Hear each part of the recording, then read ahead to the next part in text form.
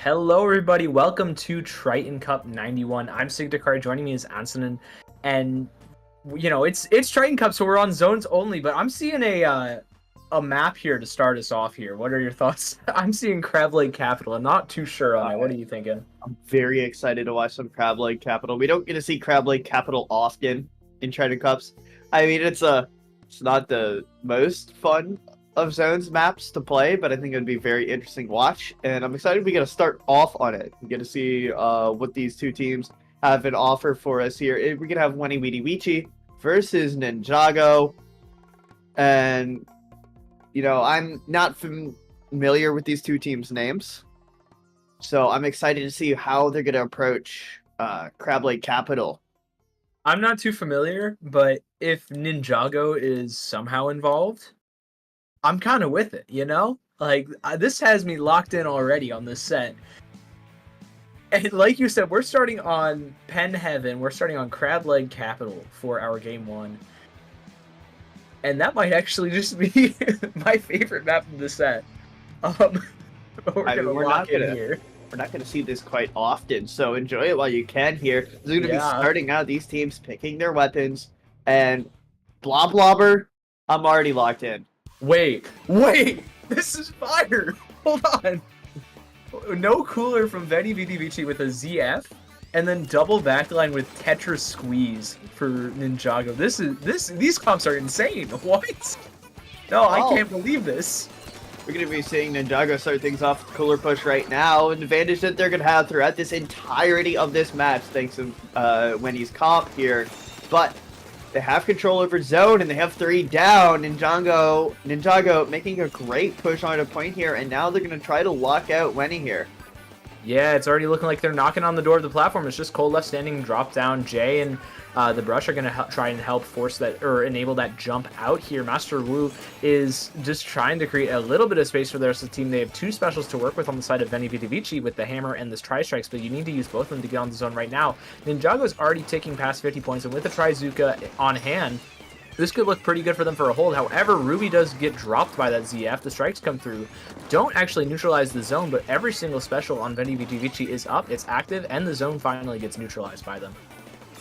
Zone will get neutralized, and it will get capped by Winnie Weedy Weechi, but it was a great push from Ninjago all the way down to 33, and now they're going to have to use their a little bit unconventional comp to get back in, but they do have the advantage of being able to build up cooler and make a push. But they're going to push with that Ink Storm here. Fantastic special push in, and we already see it's made the first pick, and that's going to be a second grabbed as well, as Ninjago cleanly and quickly grab control over zone. Yeah, almost a third pick, and does so successfully. Master Wu with that hammer not quite finding anything. However, Zane does end up getting a pick back onto Ati on that Stamper. But Ninjago is still in a very, very good spot here, still being a member down. They have a lot of control. With 3 specials up on the side of NEVDVC, they are not too concerned. They have the opportunities to get a retake going, especially with 1 pick. They get traded out. The zip and strikes come through. Can they find Ruby on this blobber? That's a lot of the paint. You also have to find Angel here. Angel staying alive. This zip catcher can't do anything, and Ninjago maintain control of this zone. Absolutely great fight from Ninjago here, but we do see one go down. Winnie Weedy Weechi might try to push off that. They're going to have to here. With 10 seconds left, but there's 2 down, and the stamp gets canceled with 5 points remaining. It looks like Ninjago will be taking Crab Lake Capital. Yeah, really solid plays from them overall there, and I really liked how their comp kind of worked in the map. A lot of that range to deal with the open space in the middle of the map, as well as Blobber honestly being very underrated below ledges. It's a really solid pick here, something that we don't see super often in general in Splatoon. Yeah, we don't tend to see it all too often, but it's always nice to see it. I mean, I believe it has that Ink Storm, if I am correct. It's been a while since I've seen Blobber. And that's a great retake special. It's color swapped. So it looks like Winnie Weedy Weechi have taken map 1 here, and Ninjago was green. So great job from Winnie Weedy Weechi, but I mean, really like the comps coming out from both sides, and I'm excited to see if we're going to keep seeing that unconventional style of comps from either of these teams, or whether we're gonna see Ninjago swap to something more meta. Well, if there's a map that can cater to some impractical or not quite standard comps, it is probably Scorch Gorge Splat Zones. You know, very, very large zone, leads to a lot of stalling. That double backline that we saw from Vinny Vidivici is also very, very solid here, just able to paint so much of the zone very quickly. Definitely something that Ninjago are going to have to find a way to deal with. Yeah, Ninjaga's gonna have to find a way to deal with Winnie Weedy Weechi's. I mean, they made some great retakes, they made some great pushes, and they're playing together as a team. Ninjaga's gonna have to find some way to disrupt them, and maybe you run something really aggressive here if you're Ninjago, something fast. But you're only gonna be able to do that if you rely really on cooler. So I could expect a comp switch. Yeah, Tetris can also just kind of struggle on this map mode. You know, you can run around a lot, but it really also didn't seem like they had a massive amount of impact, being able to dive a lot. Oh wait, no, that was Funny Vidivici. Sorry, Stamper wasn't really able to dive as much. Maybe that we see a switch up there, but a lot of Stamper players really only one-trick the weapon. I'm curious if that is the case for Ninjago here as well.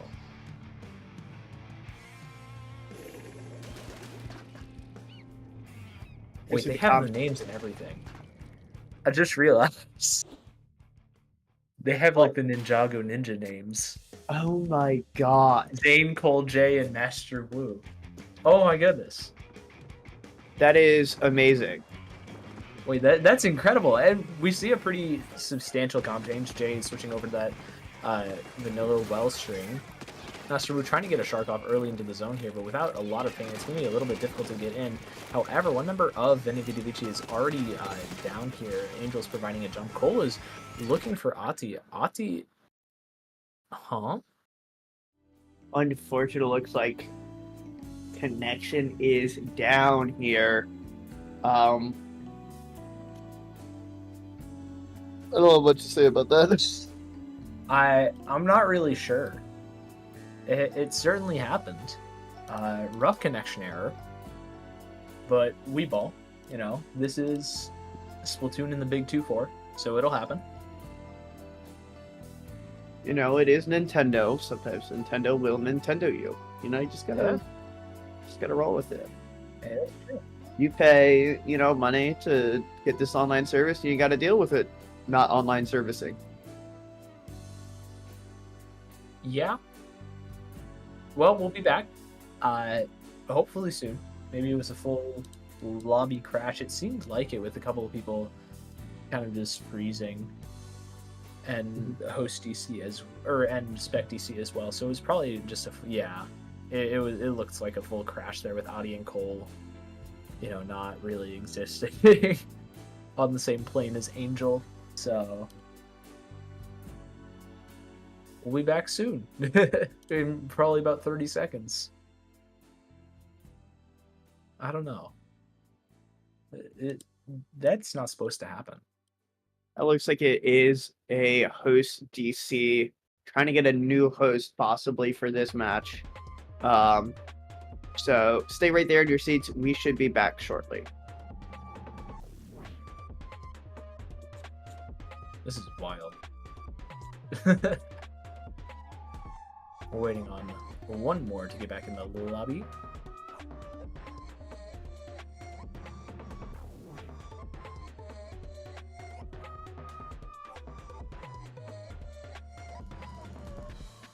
Okay. We have 8 people. We have everyone in. Different hosts now. Please work.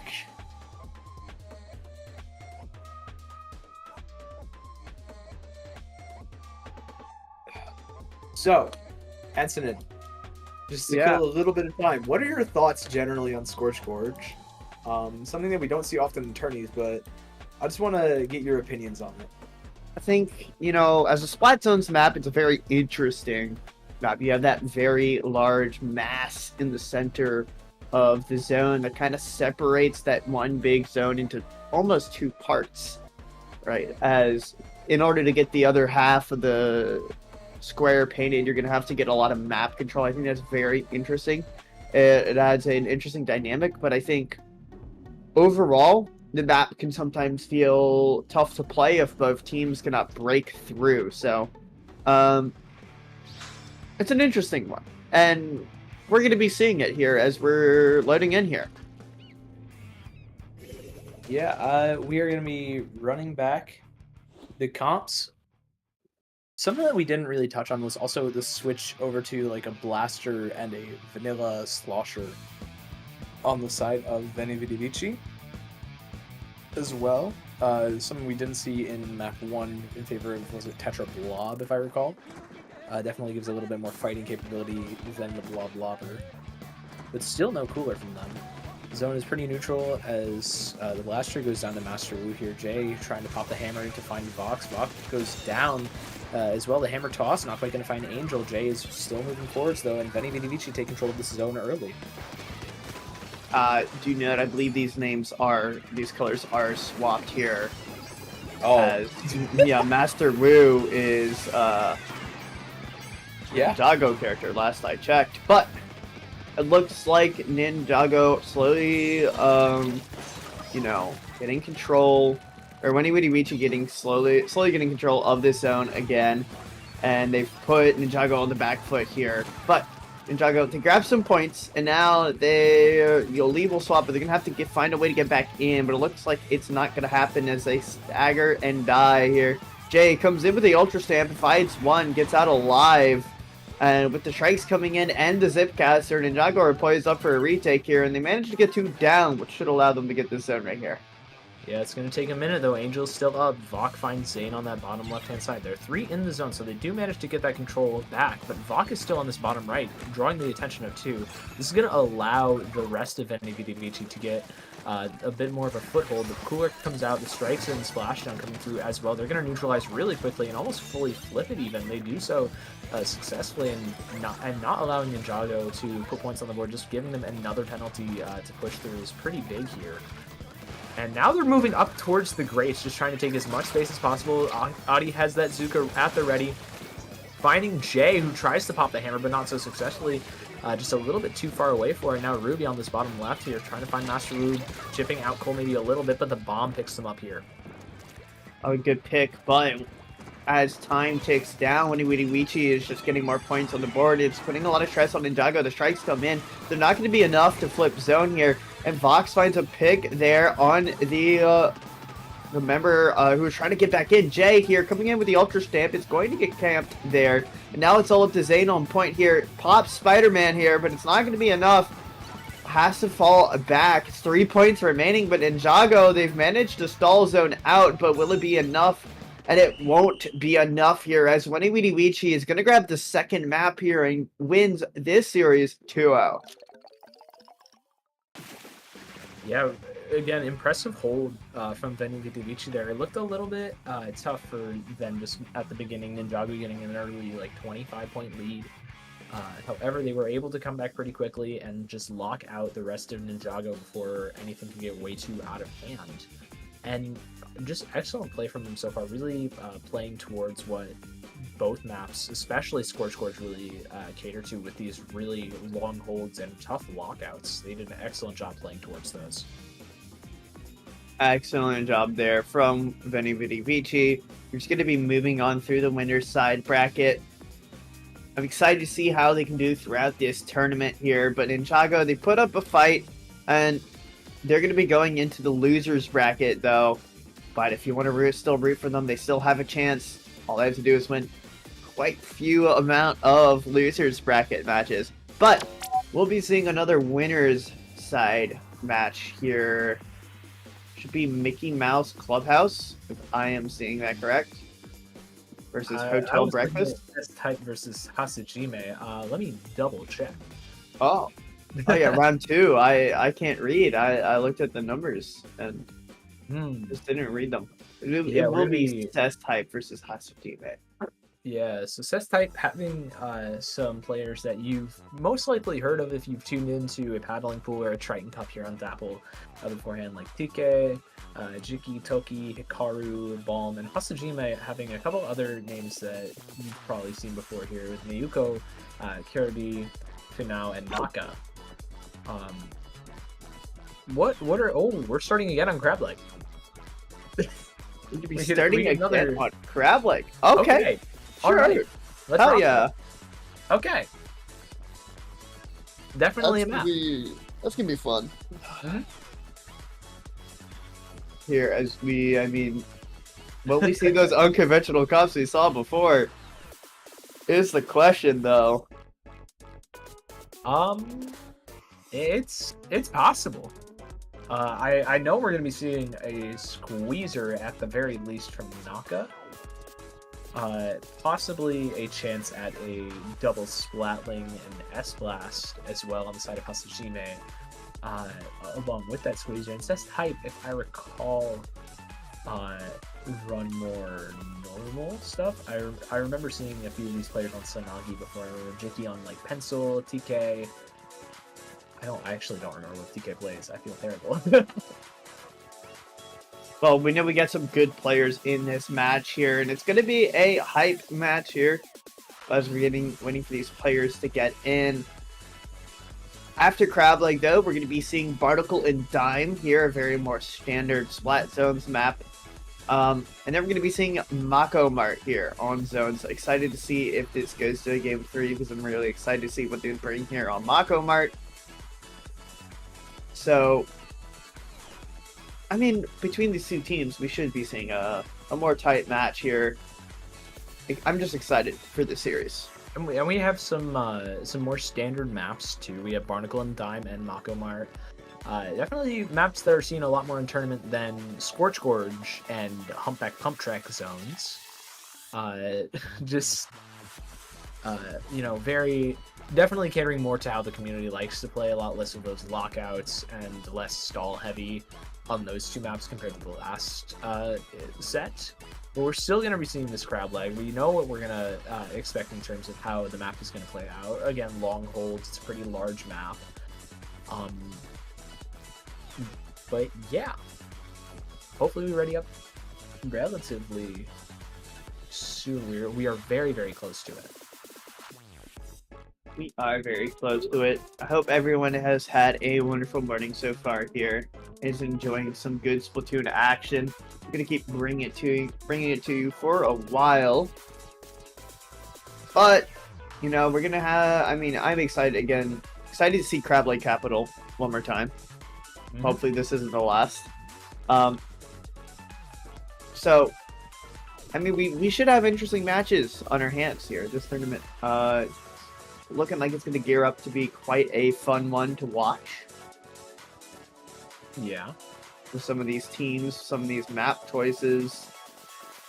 So, yeah. We're just waiting on a couple more people to ready up. There's really not much we can't say about Crab Lake. We've seen it, we've talked about it a bit, but now we are loading into the game. So let's see what these teams can bring to the table here.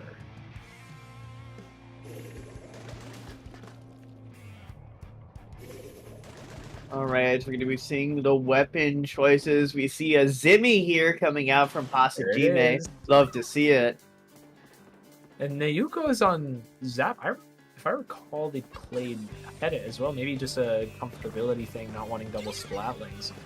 And this S-Blast is already trying to get a little bit aggressive on this bottom left-hand side, but nobody's there to be chipped out. As I say that, though, Kiffer drops onto 3 of them. The crowd tank gets popped by Bomb on that right-hand side, finding one, almost getting a second one. 2 members down on the side of Cess Type. It's going to lead to some difficulty here. Hazajime is going to maintain control of the zone through the tri-strikes. Mayuko is getting aggressive on the 2, but Kiffer's there to shut them down. And that's going to lead to Cess Type just fully flipping this zone. Very fast back and forth map here, but Kiffer finding one, not finding the second here as the drops come in for Hasajime. And it looks like at the end of the day here, Cess Hype will have full control over this point. Yeah, it's looking great for them. These crabs from Bomb have been putting in a lot of work. We saw one on that bottom right side just on a bit of an off angle, finding a couple picks, and then another one just to solidify this hold, done really, really well. L almost finds the S-Blast player. However, they're going to get traded out by Finau as well. Louis Bomb comes onto zone, not quite going to fully stall and flip it, but just delaying it a little bit, enough for the rest of the team to move forwards. L there going to have to find some refrags. The S-Blast and the Yuko going down on the side of Hasajime means Kiffer is going to be able to move forward on the Finau. Finau is in a little bit of a tough spot here with only 25 points remaining. You're close to bubble here, so you need to pop it here. And you're going to need to just try and stall out the zone as much as you can in the face of Bomb's Crab. And it's going to be successful, though. The Crab goes down thanks to the Squeezer player, but not quite much more. Cess Type are still maintaining control of this zone, and they've done an excellent job just not giving Hasajime a chance to breathe here. I mean, the real difference maker here in that fight was Kiffer pushing into the bubble, finding the Zimmy, finding the second one there with flank into the bubble. It was a great job by the Gal player, proving very effective in that Slayer role, finding a bunch of picks there. And, I mean, that was a great map from Cess Type. They played incredibly well. Just 2 at T, basically, waiting for Bomb to get that first crab tank. Granted, it got a little bit dicey here until a lot of the players were able to find refrags. That Kiefer found the Yuko on this right-hand side, and then, you know, they were able to snowball off of that, especially with Bomb's crabs. And then the rest of Kiefer really just popped off here, finding some great picks just on players just not looking at him, finding some great crossfires with teammates and off angles, and then L able to clean up that final pick at the end there. Great job. And Cess Type are up 2-1 going into Barnacle, or 1-0 going into Barnacle. Gonna go 1-0 and going into Barnacle, and I mean it was interesting comp coming up on Hasajime. I really liked both the S-Blast, the Zimmy coming out there. I'm a big bubble lover here for comps. I think bubble is a great special on zones, and I would like to see, you know, more teams, you know, kind of experimenting with it, running with it. I'm excited to see what they change up here. If Hasajime changes up anything here, going into Barnacle and Dime, I can expect to. I believe they didn't have a pencil there on that previous map. I could be wrong. Zuki, I believe, plays Pen. The other team, Hasajime, did not. Hasajime did not, and will not be brought as well. Looks like it's going to be the same comp as before. It's going to be that Zap as that cooler choice. So going with a chargerless backline here on Barnacle Dime. Not sure how I'm going to feel about that, but it should be exciting. It should be aggressive, and it should be fighting early as the Stamper goes down there. Hasajime grab control of his own, but Kiffer pushing in, finds a pick on one, and is now trying to find an equalizer here for Seth's height. But Hasajime have all this control. They have that bubble down, and now they're going to try to work on getting a big lead here. Yeah, Kiefer finding that S-Blast player early on that bottom right-hand side, just not allowing Hasajime to get more than 20 points on the board early here is going to be huge here. And now moving forwards with L and Bomb. Bomb popping that Zipcaster into 2, finding one on the mini finale, and the jump from the S-Blast as well getting caught is going to be massive here. The Squeezer is very, very low thanks to that Zipcaster. Going to have to play a little bit slower now, but has that Trizuka in the event of a retake. That's looking to happen very, very soon. L drops left, gets picked off by the Squeezer as well as Bomb. That's 2 down on the side of Sith Type, and now Hasajime have a real opportunity with 3 to find this zone and flip it back. They do so successfully, and they save the Trizuka just long enough to find 2 picks with it, and a lot of control. That's 3 down on the side of Sith Type, and now Hasajime are knocking in the spawn of Sith Type. And this is where this comp is going to try to they're going to have to be very aggressive here, or they're going to have to hold very passively. It's either one or the other. Oh, it's that Bomb finds the end zap. That's going to be the go marker here for Seth's Hype. Is it going to spring off the back of that? They find another pick here, and they very quickly find zone as it's 3 down on the side of Hasajime. It's going to be a delayed wipe here as Kipper finds one on that left-hand side. Great job there from Seth's Hype, and now they're going to work through this penalty and try to flip the lead over.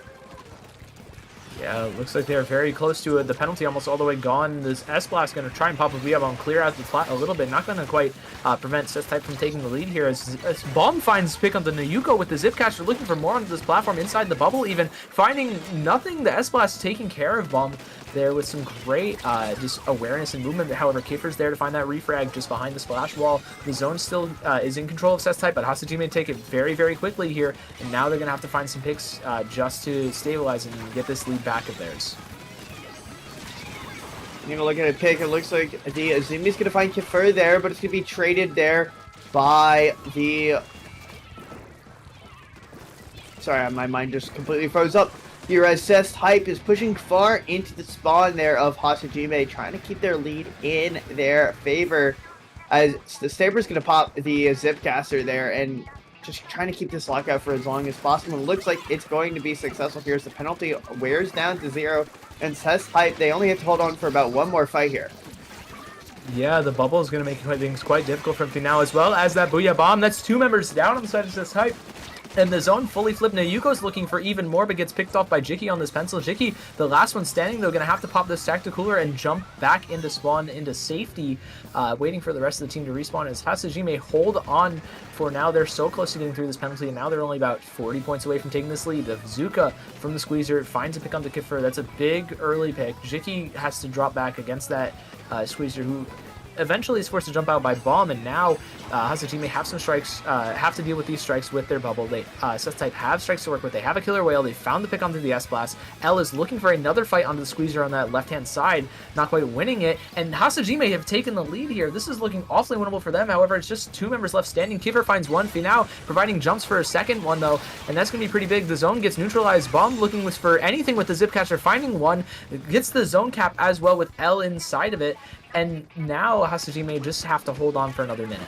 Yeah, but Hasajime, they're in a good position. They're not stuck in their spawn right now. They're on their plat looking for a way to push in, and they found a Booyah Bomb to flip the zone in their favor, apply that penalty right back to Seth's Hype, but it's a great pick from Kiffer here to stall things out. I mean, get some space, but all this time Hasajime has been working on this point, but now it's going to flip back in Seth's Hype's favor.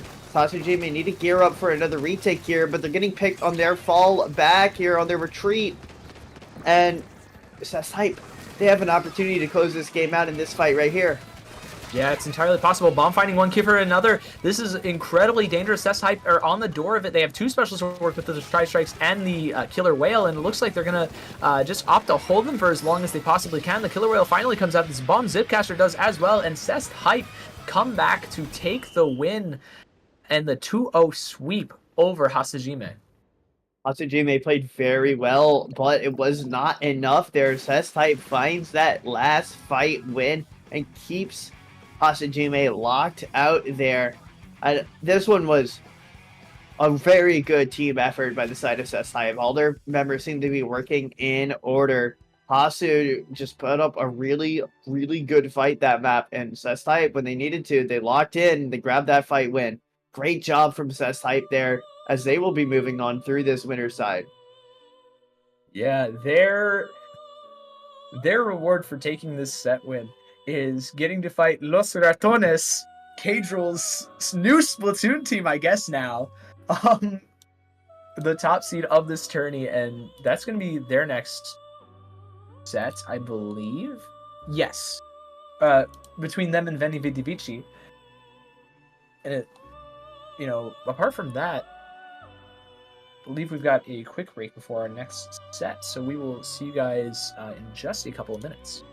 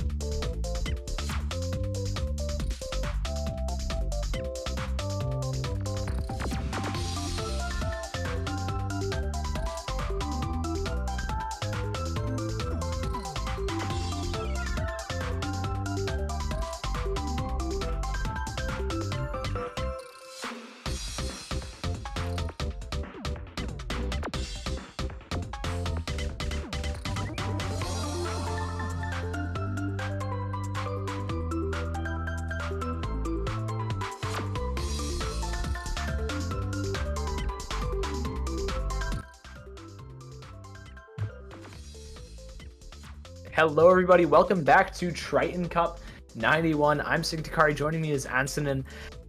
And we are on the best of fives now. I believe we're in winners side quarterfinals. And we have Blanks versus Crema Catalana. And we're starting off on the map we just finished on Barnacle and Dime. Ramen second map. That's what I've got my eyes on. We won! Yes! We won. This is a fantastic map selection. I'm excited to see it. If this goes to a map 4, we'll be seeing Crab Lake Capital yet again. I guess teams must be coming around to it or something, because that is a lot of Crab Lake Capital. Guess so. Once every set so far. That's kind of nuts.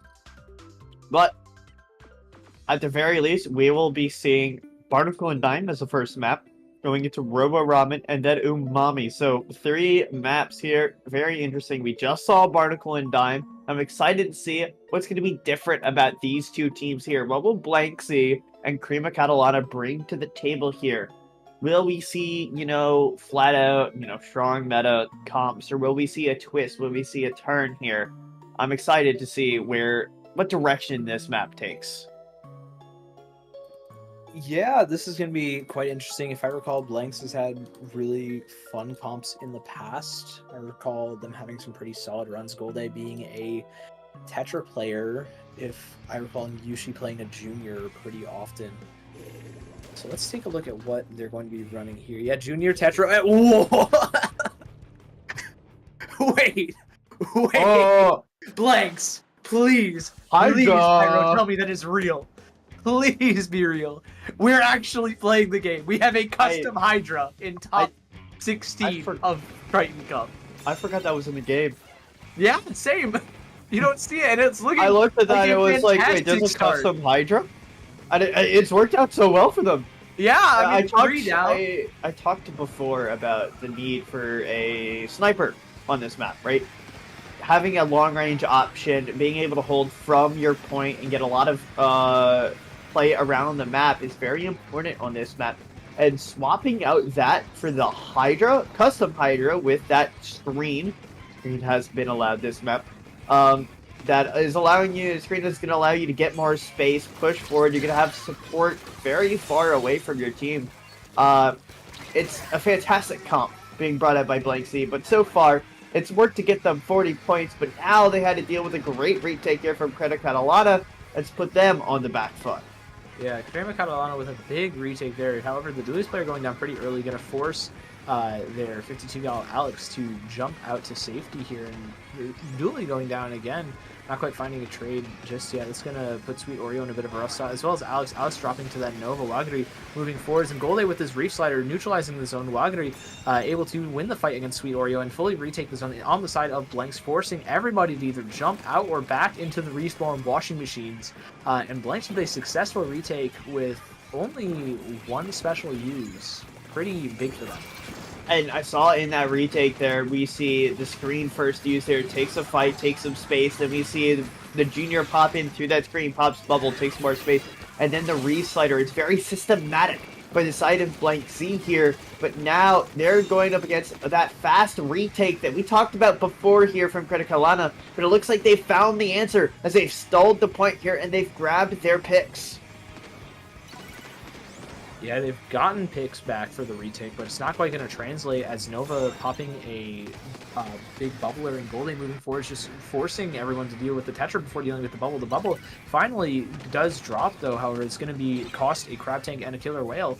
But Crema Catalana don't really care that much. They've gotten their splashdown in, got a ton of space for themselves, and the zone fully capped. They just have to deal with Wagri here on this bottom left side, and they do so successfully with 3 members. Now Vortex moving forwards with the Nautilus trying to back them up. Vortex finding 1, getting traded out. Nova dropping as well. That's 2 members down on the side of Blanks here, and Crema is in a fantastic spot to just finally get through this penalty and score some more points on the board. Yeah, Blanksy going to need to lock in and get a fast retake here because it might look like they've had a big lead this entire map, but that lead dwindles faster than you can say a lot of things, actually. No particular phrase popped in my head, but Wagger, you gotta find that pick onto Sweet Oreo as Golday pops through the screen and Reef Sliders, neutralizing zone, flipping it, and 2 go down on the side of Crema Catalana. We talk about quick, we talk about efficient with these retakes, and Blanksy have been both here on this map. Yeah, Blanks have had some excellent retakes so far, sacrificing the lead, but you still have plenty of time to work with, and now Nova's bubble is going to be a thorn in the side of Crema Catalana. However, Vortex is moving forwards on the Pyro.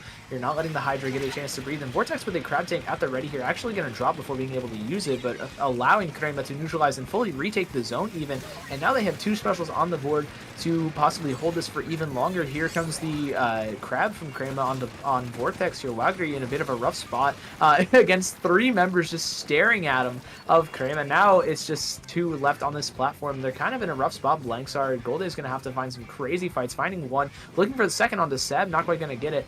Seb just trying to put Golde in a bit of a jail right now, basically, while Karima is able to hold off the rest of the team. But Blanks here with 2 specials and shutting down the splashdown is able to retake the zone just in time before the penalty ticks all the way through. That was an insane retake. I just want to like talk about that one right there. So we see Nova finds a pick with the bomb on point, and that's the go sign for this. Pushes up to the side, pops bubble, and then we see a re-slider come from behind the point here from Blank Z. A flanking re-slider, able to take out one, and it was able to grab the zone again. But it's going to be this fight right here. Triton-Cup have neutralized zone again, but they are down 1 here on this fight, and they're pushing, trying to find more advantage here as they still keep on to this lead. We're seeing brilliant retakes from both sides as 2 go down on the side of Triton-Cup, but no side is able to keep control of zone for long enough with 5 seconds left in the match. Blank Z have to hold on here if they want to swap the lead, but they're going to have to work through overtime. There's 2 down on their side, but we see a screen. Popped in response, trying to stall. Alex pushing in. We see the killer whale coming out as well. Specials flying left and right. Reeve Slider going to come out cooler as well as bodies are going on the floor. 2 down on the side of Blank Z. Triton-Cup in a prime position. There comes out the crab, but it's a bubble in response. As overtime ticks down, it's 3 points in between, but purple is the zone, and Triton-Cup will take this first map. Yeah, insane overtime stall from Blank Z. However, it wasn't enough. The bubble was there to stall, so was the Reef Slider.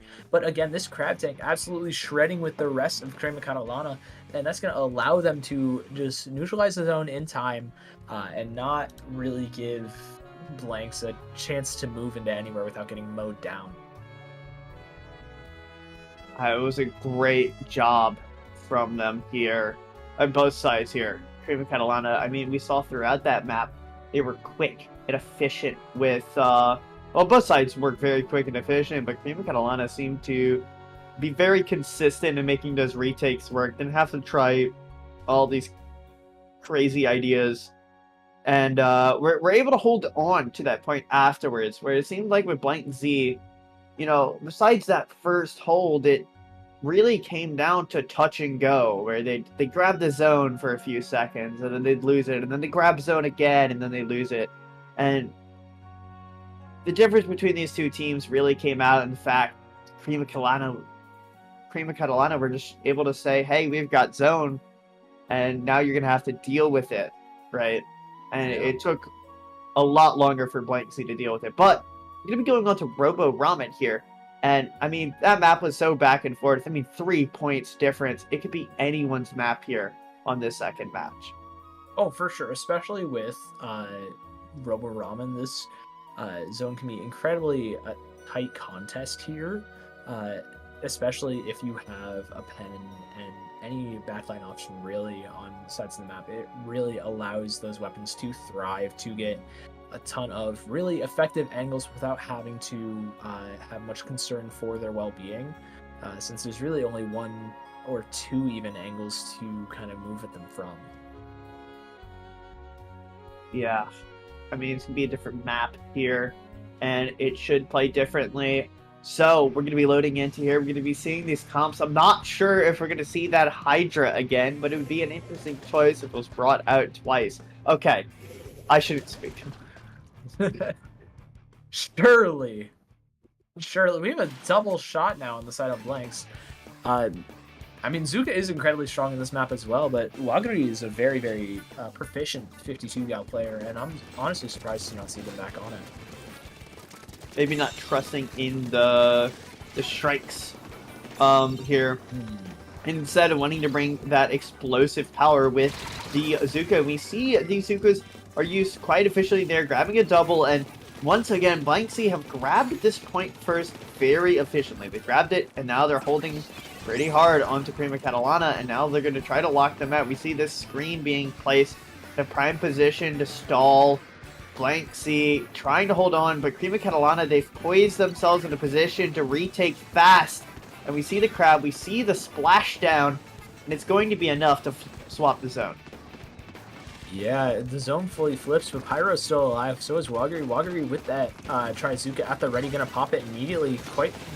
Not quite finding any picks, actually going down to Vortex. Vortex finding 2 in this bottom left is going to be massive. Nova also dropping, however, 2 members get picked off by Golde's bomb in the face of a splash wall. It's not quite going to matter as Vortex jumps in looking for 2 more, gets them successfully. Now Pyro's on the front lines for Blanks here on this retake. They have lost the lead, and now Catalana are in a very solid spot here, all things considered. Yes, they're in a very good position with 40 points remaining. No penalty has been applied to them.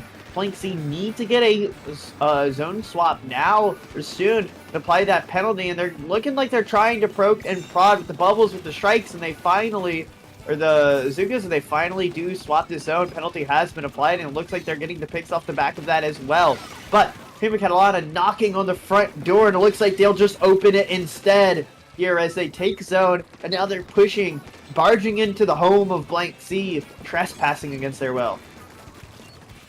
This team is breaking and entering right now, and Sweet Oreo looks to keep that going with a splashdown. Quite possibly trying to just find something, maybe somebody getting a little overeager in the face of the screen. Vortex trying to actually run through it and find a pick. Not quite going to happen here. Here as Nova drops in the back of zone before being able to even pop the bubble. Alex, with that 52 gal, able to create a ton of separation between Wagiri and the rest of the team. However, it's not quite going to mean much as Blanks successfully retake the zone, even with Sweet Oreo's splashdown here, and Vortex with the crowd tank is going to have to go massive here, finding 1, finding 2 with the right click onto Pyro as well. It's just 2 members left standing of Blanks here, and they look like they're not super long for this world as Vortex is just going in, finding Golde as well. It's just Nova left standing. Wagiri's here finally after a respawn, but you're in big trouble if you're Blanks right now. Big trouble, but Tuca down on the side of Prima Catalana, so this should be the go button here for Blank C as they need to push off the back of this, but the Doolies there finding a fantastic pick, and now the Nautilus comes in and finds another one as well. The equalizers are there, the trades are there, and Prima Catalana will hold on to this lead, hold on to this pressure as they're pushing Blank C in their own spawn.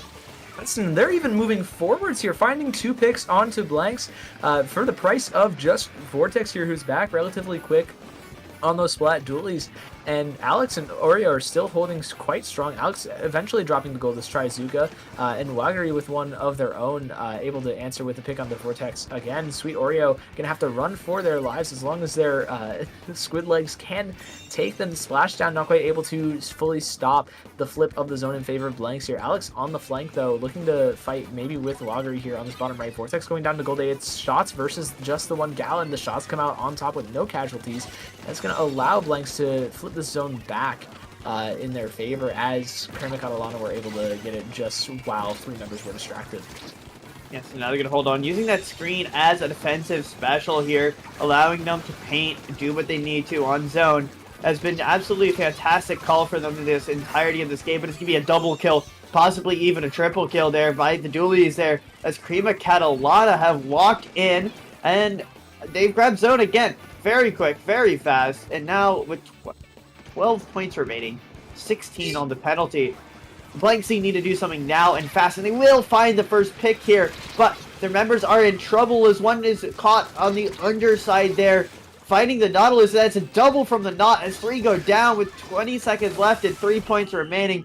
The seal the deal, the splashdown grabs another, and Prima Catalana have found yet another map here. Yeah, they've put themselves up 2-0 with some impressive holds on that map too. Again, they're going to be putting themselves at a massive advantage going into Umami Ruins against Blanks. Now, this is where Hydra can actually cause some problems. Definitely, at least in my opinion, one of Hydra's best zones maps to play. Very, very solid for able to utilize that top mid and the mound with great use, especially, and those grates too on the retake. Definitely something to look out for if you are Crema here. Yeah, but I was noticing throughout this map, I mean, Prima Catalana were dying just as much as Blank Z was, but the fact of the matter is they had Cooler. Cooler was up for them a lot of these times. They're taking these fights. They're not finding them, or they are finding them, right? And they're getting traded. And then they're back in fast, while Blank Z is on the backside trying to push back in. I think Blank Z just needs either, whether it be a Cooler here or a quick respawn weapon, Um, the double tri-strikes, or not tri-strikes, the double Zuka was great and all, but you gotta think you might need to swap a weapon out for a cooler option, whether it be one of these shots for an end zap, or, heavy, maybe putting a heavy edit if you still want to keep that, splatling, a bunch of choices here to pivot. But they are finding the picks. They are just not finding the advantage. But it looks like we're going to be seeing that Gal come out again. Here, we're going to be returning to that first comp. Still coolerless as we go on to this, what could be the last map here if Cream of Catalana take this.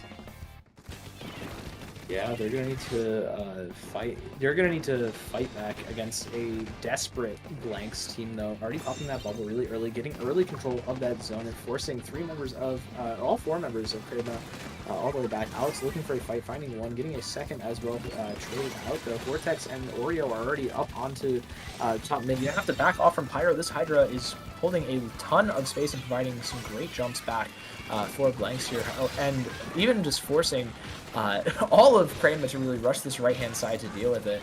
However, Crema is going to be able to do that successfully with a crab tank from Vortex here, and now they're on the front foot. They have control of the zone. They're knocking on the spawn of Blanks, and they are wanting to be let in right now. They want to be let in right now, but it's going to be tough as the door is locked in their face.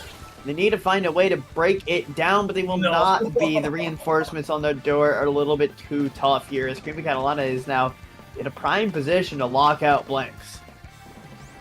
Yeah, outstanding play from Vortex, getting aggressive right where they need to be, getting some massive picks off, and now that's going to catapult Crema into a fantastic spot here. The crab tank coming through, finding Pyro, getting a second one even. Alex is the last one standing, though, getting traded out by Gold Ace. Oreo's able to jump in. However, the zone gets neutralized by Waggery and Nova here, with Vortex and Oreo just sandwiched between those two members of Blanks and the others that are respawning, allowing Blanks to contest for a zone cap here. They're able to get it, put a penalty onto Crema, and now Nova's looking for a fight with Seb here. Seb just trying to stay alive, getting those tap shots in. The Super Soaker comes in clutch, and Crema maintain control of the zone with some excellent fighting by the rest of the team in mid here. Now Pyro is going to have to shine, finding one. Can you find the second? No, not quite, but you're going to allow the rest of your team to move to top mid.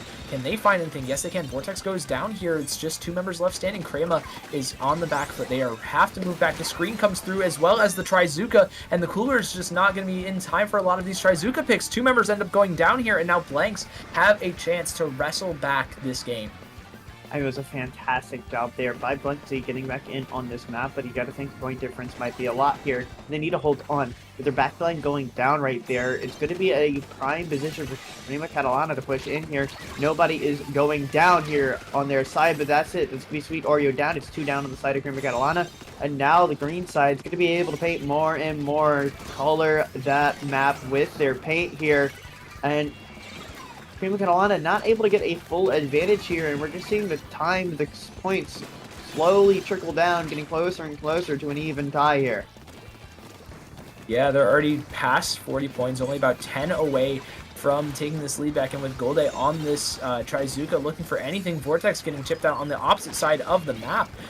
Crema has lost the lead thanks to Nova's bubble as well. Vortex goes down. It's just Oreo and Seb left standing. Seb is on that back mound, and Oreo's the only one really able to contest inside the zone, finding one onto Gold A. The splashdown neutralizes the zone before Blanks can even consider KOing, and now with only 10 points left, Vortex goes down here. Blanks could just take this map away, find a fighting chance in the set, and with 2 points left, they're going to knock out and find their first win of the quarterfinals. That was a great job from Blanks there, finding that one retake they needed to get in, and basically making a lockout from there. Finding these members of Cream of Catalana a little bit out of place, a little bit too far forward, maybe a little bit, not undercover, and punishing them for their small mistakes, small lapses in team coordination there. I don't think we really saw those first two maps. Crema were playing very well together, very much as a team. But Blanksy really put the onus on them here in that latter half of the map, putting them in some really weird, unconventional positions, like here where they managed to put Cream of Catalana in between their team, creating a pincer, on the spot, creating a pincher maneuver there. But then from then on, just, you know, as you said, that Hydra, able to contain a lot of space on this map. They will be grabbing that third map there, and they have a chance to tie things up here on Crab Lake Capital.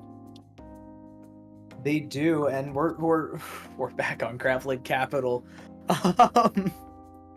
Third time already in 3 sets we're on this map, and now with some very solid weapons for it on both sides. You know, we've seen a little bit of an uneven matchup either way, double backline versus one backline versus none, and now we have Hydra versus Pen. This is as even as we've seen today in terms of the backline matchup, and that's really gonna be kind of the main point here. Can Pyro stay alive long enough to find some picks and help out the rest of the team against this really strong offensive presence on the side of Crema?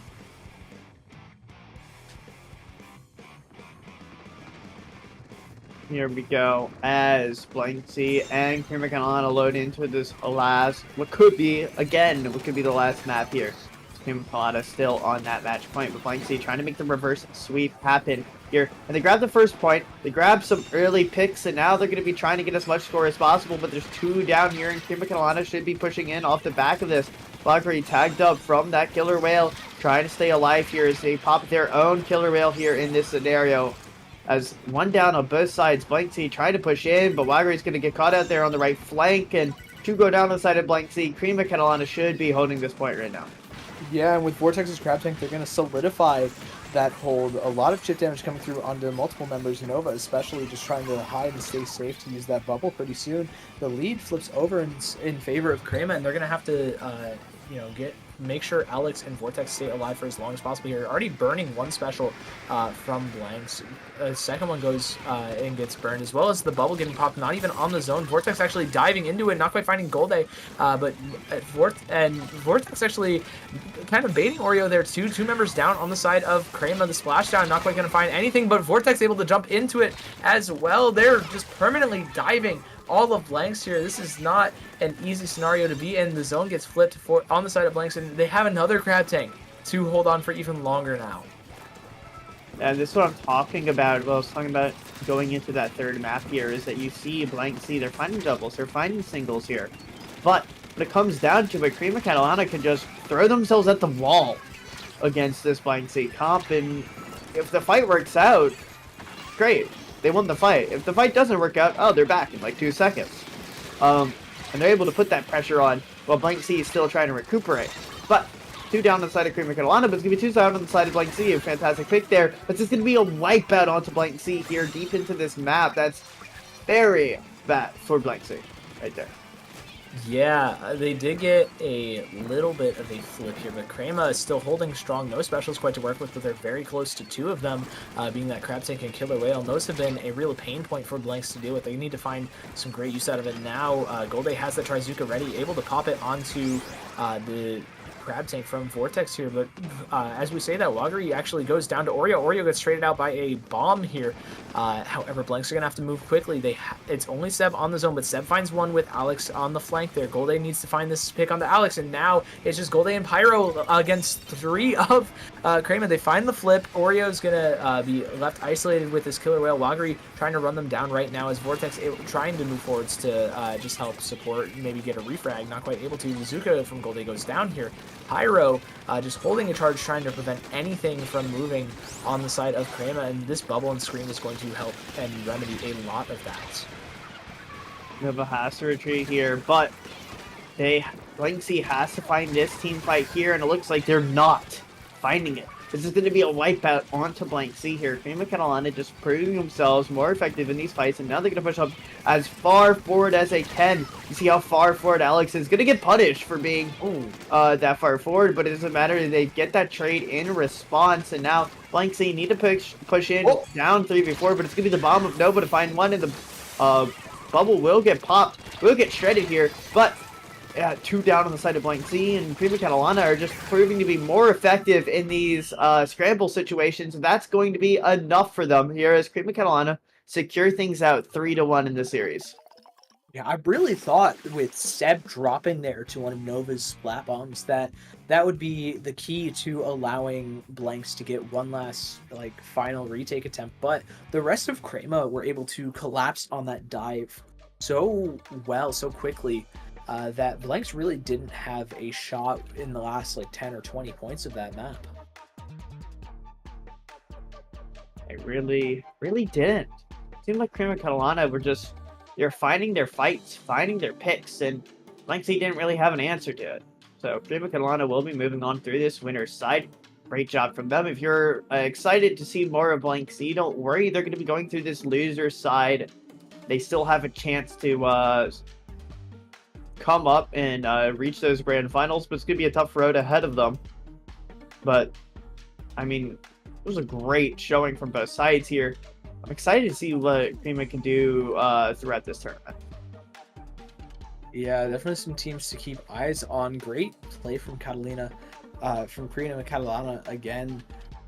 They're moving on to our winner semis. Now, speaking of winner semis, that is what our next set is going to be in just a few minutes after this really quick break. I believe we're going to have Mickey Mouse Club versus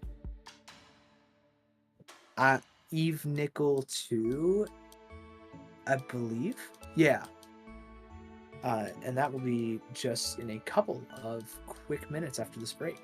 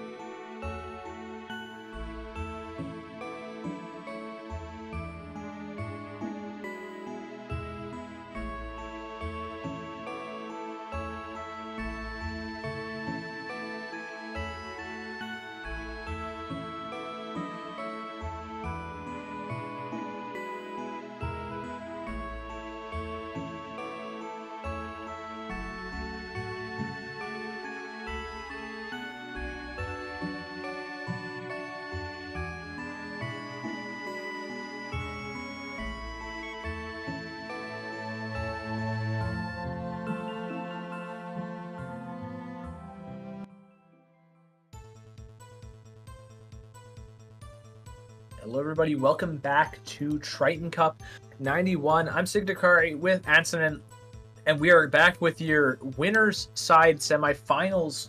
We have Mickey Mouse Clubhouse versus Nickel 2, and this is shaping up to be the most solid maps we've had. I'm not seeing any crab leg, no scorched gorge. I'm feeling pretty positive about the map so far. Ansonin, how you feeling about these? Mahi, let's go, baby. We Yeah. have won. One. It's been my favorite map in Splatoon 3 since the beginning, believe it or not. Loved Splat Zone's Mahi Mahi, and I'm excited to see it being brought out here in the second map. We are going to be seeing Barnacle and Dive here on that first map again. We're going to go to Inkblot Art Academy, which will be an interesting one. Then onto Museum de Alfonsino. And then, last but not least, if we go all the way to a map 5, we'll be seeing Robo Ramen again. Yeah, but we're going to be starting off on that Barnacle and Dime here. A few players that are definitely familiar if you have seen like the EU scene at all, really. Phoenix, Mickey, Harshi, Reiki, Nikki, Labi, Asan, and Noctis are going to be in this lobby today. And I think with the song, we might actually have a chance at a Tri-Slosher being one of these maps. I don't want to promise anything to y'all just yet, but there's a real chance. There is a good chance here, as we can see these cops being brought from these teams. I see a range blaster. I'm happy. I didn't expect them to bring it out first thing. What? Hassan's on the try. As Sans Undertale said, you gotta bring out your strongest attack first, you know? You're so right. I forgot about that. It's 2 members of Mickey Mouse Club that's actually end up going down for the price of 2 on Evanical 2. It looks like it's just Hassan and Aru versus the world here, and they're going to find another pick, maintain control of this zone for their team. And with this cooler coming up, Mickey's Crab Tank is going to struggle in the face of a lot of these fizzy bombs too.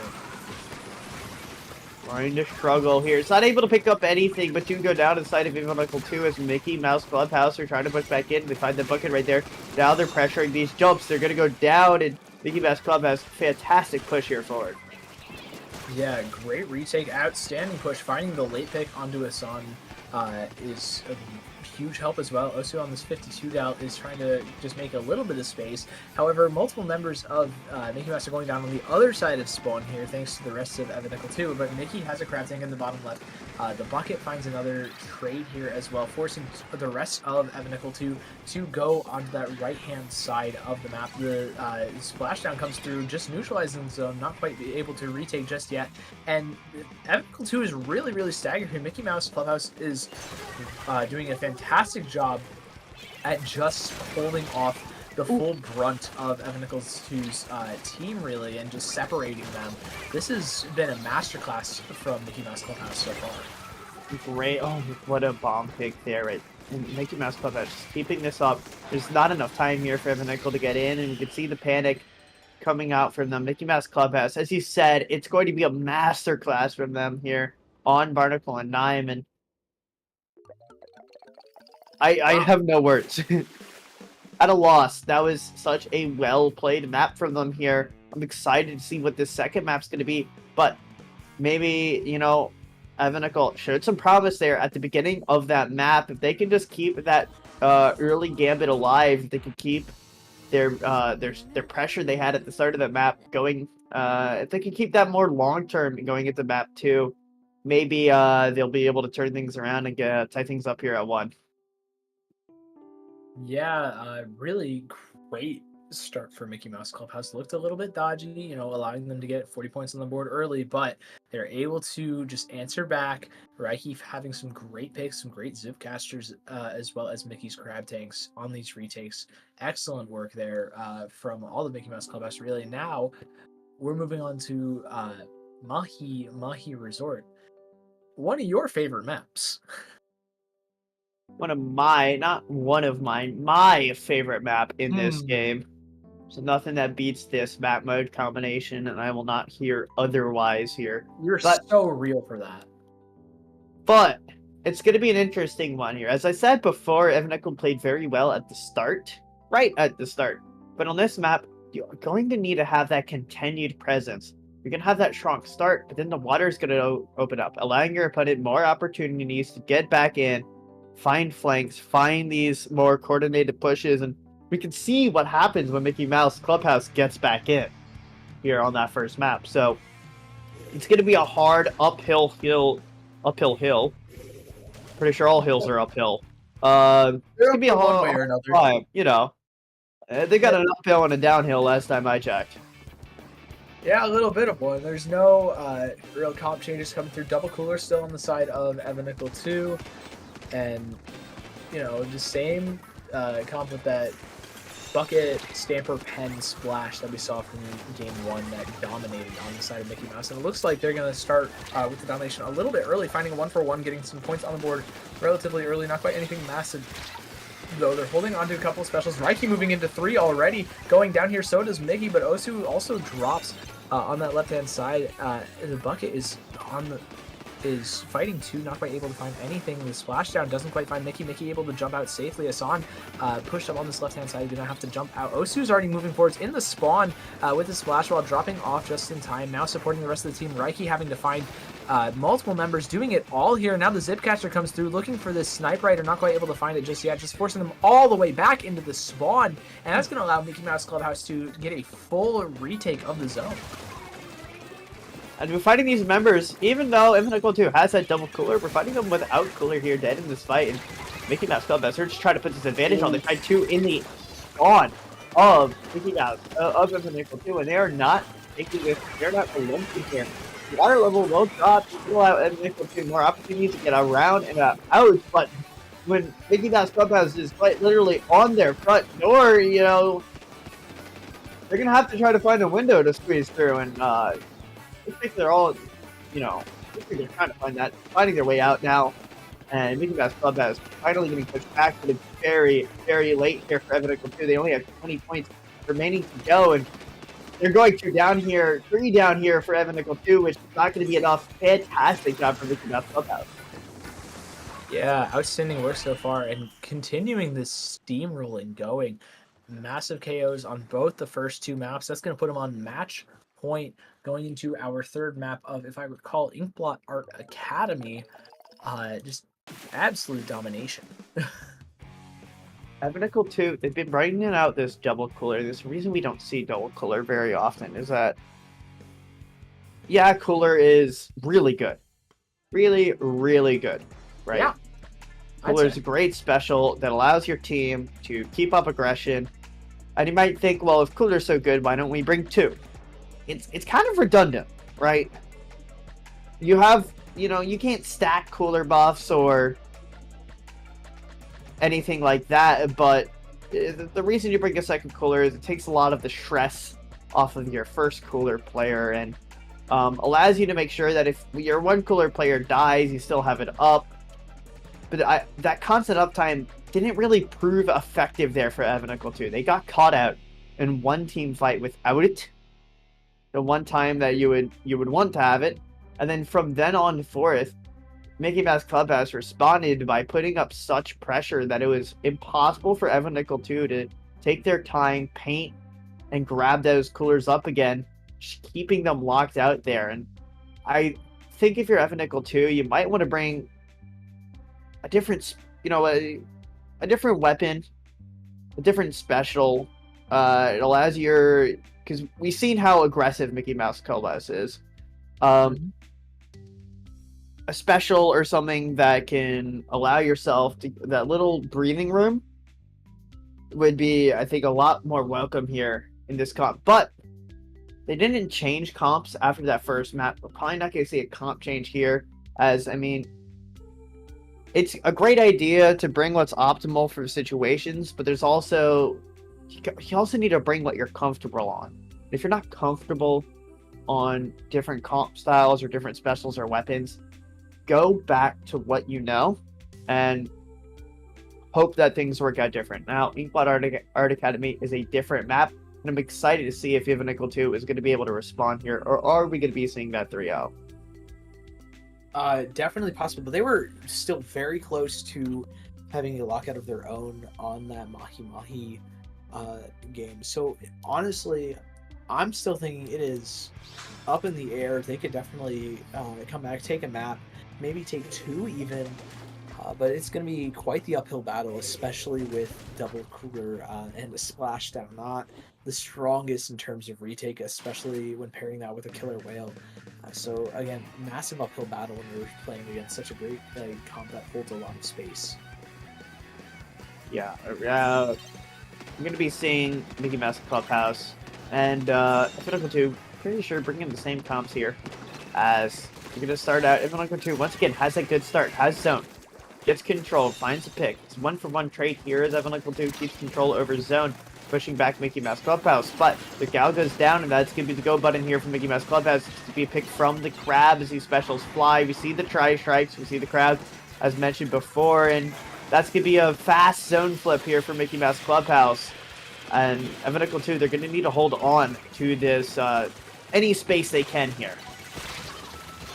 Yeah, and they're not quite able to hold on to any space, really. 3 members going down just in the bottom right tree area to just 2 of the members of Mickey Mouse Clubhouse. Mickey is already moving forwards with the bucket as well. Splashdown finds one, but everyone's able to back out just in time. Reiki jumps in, tries to hold off two. Lobby finds them on that bottom left-hand side. The 52 gal ends up going down to Mickey. Mickey getting traded out by the blaster. The zone gets neutralized. Evan Eckel 2 is able to possibly get a retake here, get started back on their penalty points, and it looks like they're going to do so successfully. It's just the sniper left standing. Now the rest of Mickey Mouse Clubhouse is able to move in here, but are they going to be able to get any fights going here? It looks like not quite, as Reiki does drop in that bottom left. Reiki has dropped here. 70 points left for Evan Nickel 2, but that's going to be a fantastic pick from the crowd, but it's 2 down inside the Mickey Mouse Clubhouse here, as Evan Nickel 2 seem to be a lot more comfortable now here. But Mickey finds a fantastic pick right there. That's going to be the go button here for Mickey Mouse Clubhouse as he strikes rain down 2 down on the side of Evan Nickel 2. And the points, the lead will not swap here, as Mickey Mouse Clubhouse will grab zone here, apply some penalty, but the Zipcaster is going to find one and done. And, I mean, that's a fantastic pick for them, as there's 2 down on Evan Nickel 2, and they're not able to get back in fast here. Yeah, it's just Asan left standing in that platform, and they're not going to be able to find anything against the Sniper Raider on the side of Mickey Mouse Clubhouse. Reiki also just able to hold a ton of space here. Finding that pick onto the blaster is really big, and everybody on Evan Nickel 2 is actually not even able to step foot in Reiki's domain right here. Reiki still holding strong. Mickey able to find Lobby there on the 52 gal. Reiki ending up going down, getting traded out here, although it's not going to matter as much, as Mickey Mouse Clubhouse have already extended their lead quite handsomely, and now they've popped the tri-strikes, able to hold off just for a couple seconds longer before Evan Nickel 2 end up fully flipping that zone. 15 points remaining as Mickey Mouse Clubhouse trying to find, trying to end this now, but it's not going to happen, as Evan Nickel 2 have grabbed this point yet again. They have low penalty to work through, but it's 3 down. It's all left to Aru here. Now Aru's just going to retreat back up. Not much you can do there as a pencil in this situation. Safer to just retreat and let your team come behind you, but that's going to give Mickey Mouse Clubhouse this space, this point to work with, and you're seeing how effective they can be when you give them an inch. Yeah, give them an inch and they take a mile. And Mickey Mouse Clubhouse, they have taken several so far. Reiki not quite able to find anything with that zip caster. The tri-strikes coming through, clearing out the platform. Also finding Labby on this bottom left. It's just the blaster inside the zone. And the bucket finds the shutdown on that splashdown. The same thing with the Sniper Rider, losing the one to Mickey Mouse Clubhouses. And now Labby drops again. It's just the blaster on plat fighting 2. Can you find anything? You just find Mickey, but that's not enough. Mickey Mouse Clubhouse complete the sweep, and now they get to move on to winners finals. Going to move on to that winners finals position. It's a fantastic spot to be in this tournament, and Evan Nickel 2, I mean, they showed promise. That third map was a lot cleaner than the last two for them, but Mickey Mouse Clubhouse, just towards that latter half, they figured out how Evan Nickel 2 was playing there on Inkblot Art Academy, and they were able to get these lockouts, these staggers, constantly keeping Evan Nickel 2 from ever having a full team to retake with, and it really put a dampener on the chance of Evan Nickel 2 coming back in there. Fantastic job for Mickey Mouse Clubhouse. Excited to see how they do in the winners finals. And Evan Nickel 2, as I've said many times before, they will be moving to this loser side, but they still have a chance, and I'm excited to see if they can make a run back all the way to Grands. Oh, they can for sure, but we're not going to be seeing them for quite a little bit in terms of bracket run. They still have a ways to go before they even consider making it to Grands. I believe they have 1, 2, 3 sets to win. They're down in losers quarters right now. They're in lower bracket quarterfinals at the moment, waiting on a couple of matches to wrap up before they're able to play it out. And meanwhile, like we said, Mickey Mouse Clubhouse is waiting on that winners finals set and they're just waiting on it between Los Retones versus Crema Catalana.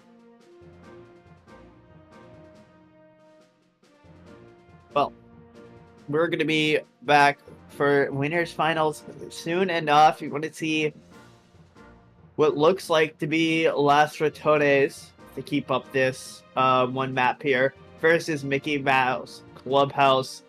Then you stay in your seats right there. We'll be right back after a short break.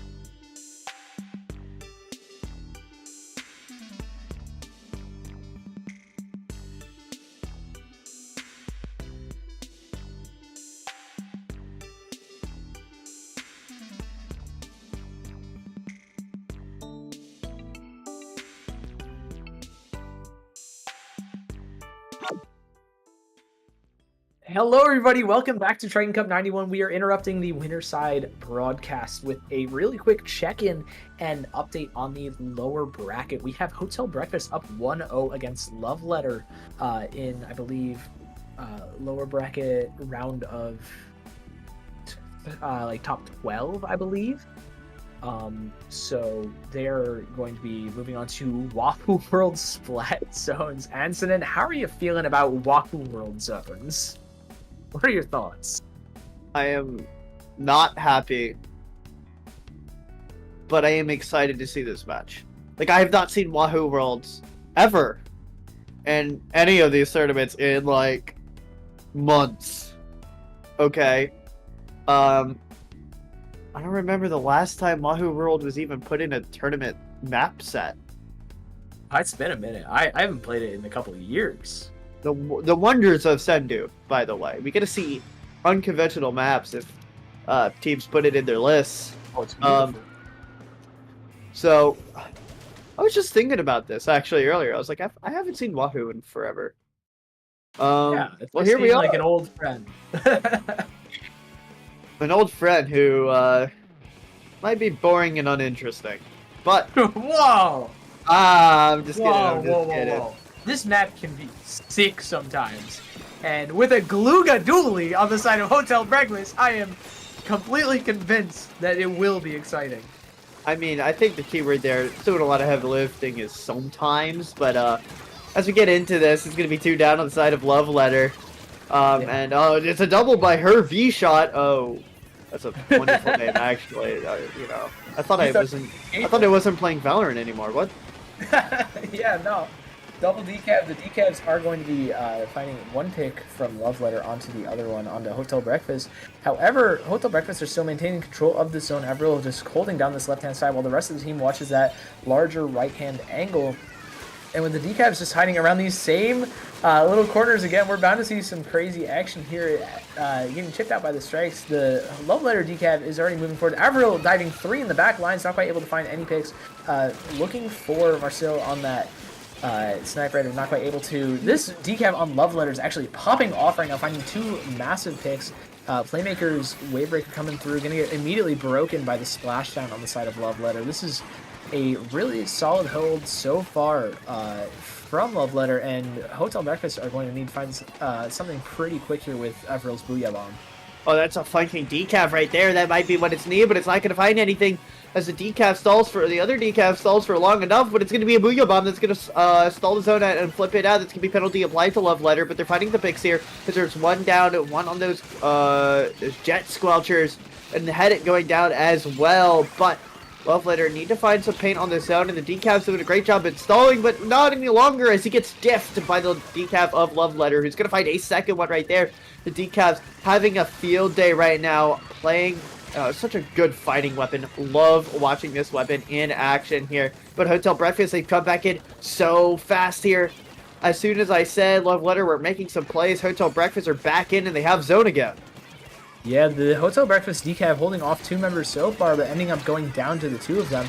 Avril also holding off 2, but dropping in the face of these tri-strikes directly behind them. It's a really tough spot to be in. Love Letter able to get this zone recapped with the bubble, with the strikes, with that splash down. But now Avril's Booyah Bomb getting popped, not quite finding anything, dropping her V-shot into 3 members of Hotel Breakfast, and now they can finally get this retake going here. Swag actually drops, and now her V-shot on this T-Tech is not a V-shot. This is unloyal activity here from the shot player, actually. Wait. I can't believe this. Infidelity in our Splatoon lobbies right now, as Love Letter, I can't. No. That one was too corny. As Love Letter here keeps control over zone, and I mean the decav coming in, trying to get some space, trying to get some more some splats here. And I was saying before, I really like bubble being brought here. The decav's such a good bubble weapon, I have to say. Very aggressive. You're able to find these picks, and I mean, it's such a fun weapon to watch as well. But Love Letter trying to keep control over zone. They don't have any penalty, and they managed to find some picks.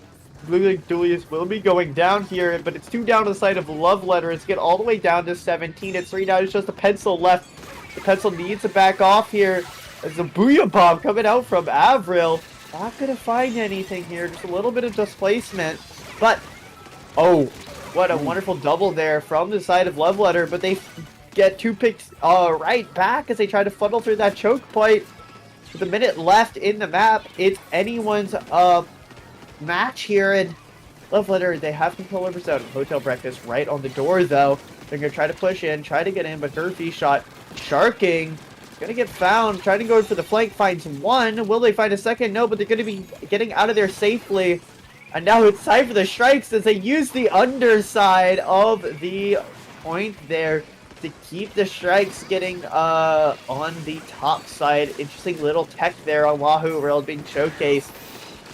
Hotel Breakfast trying to get back in, but it's gonna be the splash down there, gonna stop things, and Love Letter in a prime position to take this map. Yeah, already down past 10 points. Love Letter holding on still strong. Zulimal isn't able to quite get the zone up. However, with just 1 point left, they're trying. They may get the neutralization, but they can't get anything else. Love Letter even up the set and get a 1-1 split. Now they're moving on to our third map, and I have the memory of a goldfish because I do not remember what it is. It's Mahi Mahi. It's Mahi Mahi again? Oh, I would big remember. Gluga map. Big Gluga map. Wait, everyone might actually. Do we see another Gluga game? I'm hoping. I have no idea if we're going to see another Gluga game. Please. I might have to rescind my opinions on Wahoo World. That was hype. Oh, it was sick. Like I said, sometimes this map can be pretty hype. All I'm saying, Anson, you need to give this map a shot. We will be taking a closer look at Wahoo World from now on. This map is officially in contention for playable. But we will be going to a much more desirable map, much more fun, interesting, and overall better map here in Mahi Mahi Splat Zones. And I'm excited. You did say is going to be a good Galuga map. I cannot comment on that. I don't play dualies at all. I not just not my type of weapon. More of a backline, midline type of person here. That's fair. I respect it. But I'm intrigued to see if we will be seeing that Galuga again. Obviously an interesting weapon. Also, the Jet dualies, the Jet Squelcher dualies, not a weapon we also typically see too often. Would be excited to see if we see those come out again. I mean, it was an interesting comp there from Hotel Breakfast. It could lead to a lot of different things, but this is loser side. This is a deciding map for both of them, and this is the point where you stop playing around. Oh, for sure. This is map point of your tourney life. You got to play against Crema. And there comes out the Glugas. Yeah! Double dually is fire, especially if one of those is a Galuga dually. And there's no cooler now. Or no, there is a cooler, just no pen. Nope. And Avril already finding an early pick is going to be pretty massive here for the side of Hotel Breakfast here. Playmaker also looking for even more on this right-hand side, maybe on Swag. Swag having to fend off multiple of them on this Nautilus and barely able to get out of the lab thanks to some clever crossfires from the rest of Love Letter here. However, it's not going to mean that they're able to retake the zone just quite yet, as Hotel Breakfast have still maintained very, very solid control of mid for now. As 50 points remaining, this could be the water level dropping, but Love Letter swaps the zones here, and now they can try to use that extra space to get some picks. Decaf coming in through this bubble, not going to find anything, but 80 points remaining. It's 2 down on the side of Love Letter, as Playmakers going to try to make a play here, try to get this point, and the zone will swap here to Hotel Breakfast, but this penalty has been applied. Love Letter getting some room to breathe here, as they're going to try to get another take in on this map. Marcel pops cooler here. They're going to try to push off the back of that, but it's going to be a Booyah Bomb to stall here. What will come out on top, we see the splash down as picks come out in favor of Hotel Breakfast. Hotel Breakfast locking in the Glugas dualies, doing some work, and we're already down to 40 points remaining. The penalty is gone, and Love Letter need to make something happen now. Yeah, it's going to be a bubble to kick things off as well as some tri-strikes. Hotel Breakfast maintain control of the zone for now, but it gets neutralized. Marcel just trying to paint from the safety of the backline while her V-shot is able to move forward just a little bit. Not quite able to cap the zone just in time, though, as Playmaker and the decav just hold strong along with that end zap. And Hotel Breakfast is still in control of this zone. They're down past 20 points in really the danger zone, especially with a bubble on top of that spot zone. This is going to be incredibly difficult for Leveler to come back from. The decav is doing all that they can, but in the face of a splash ball, it's very, very difficult. The zone is neutralized. It's actually going in favor of Love Letter, but Hotel Breakfast find the picks they need to just to hold on for just long enough. The strikes coming through, neutralizing again, but nothing comes out of it, and Hotel Breakfast with an exclamation mark on game 3. What a map there. Yeah, I'm sorry, I doubted the Galugas there. Proved to be very effective. I mean, all these members here of Hotel Breakfast proved to be very effective, working together quite well, and they hold off. They keep their losers run alive here, as Love Letter will no longer be in this tournament. And what a map to send them home on. They played Hotel Breakfast played so well there. And I'm excited to see if they can continue this losers run alive, because there's some very tough teams ahead of them in this bracket. Yeah, this double duel is going to be put to the test. It's going to be quite a challenging run for them moving forwards. However, after, I believe that is actually going to be our last set for commentary. So we are going to be handing off the microphone in just a few quick minutes. So before we head out, Ansonen, where can the lovely people find you? You can find me over Twitter at Ansonen4. Without the O. But you can find me on Blue Sky now as well. I've been there for a while, actually. I haven't really promoted it. It's going to be at Ansonen.bluesky.social. The O is there, and there is no 4. I don't really post too often on Blue Sky, but you can find me on Twitter if you want to hear some more of my delirious thoughts on video games. And you can find me on Twitch at AnsonenFGC, where I stream fighting game tournaments and just a variety of things. Kind of on the Final Fantasy XIV addiction right now. Oh, heck yeah. Big MMORPG lover. Where can we find you, Sigdo? Y'all can find me basically anywhere the Splatoon community congregates, really, whether that be Discord, Blue Sky, Twitter, Twitch, any of those, really, at Sigdokari, as you see at the bottom of your screen. And with that being said, it's been fantastic casting with you, Ansonen. And it's been fantastic casting with you as well. Shout out to production. Shout out to Jorian. Doing fantastic work as always. And we are going to hand it off to Time and Topic.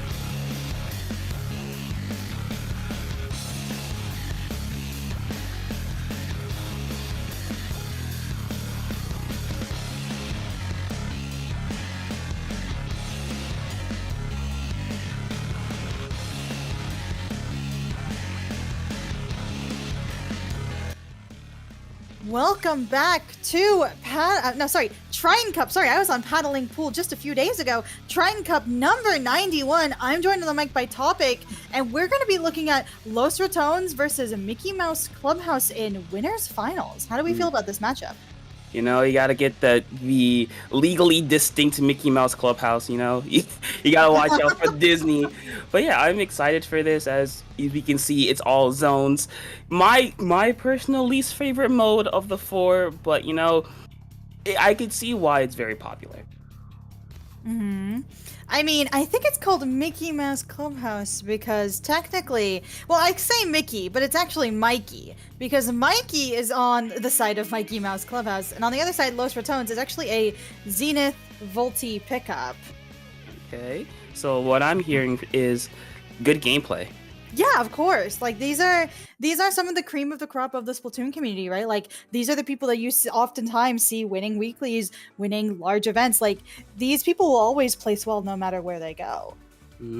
Well, as someone who can confidently say I'm not right to the pulse with the Splatoon community, I'm very excited, but we're gonna enough of the yapping as we start to hop into game number 1 on Barnacle and Dime, as I like to say, the best Z-shaped Tetris piece.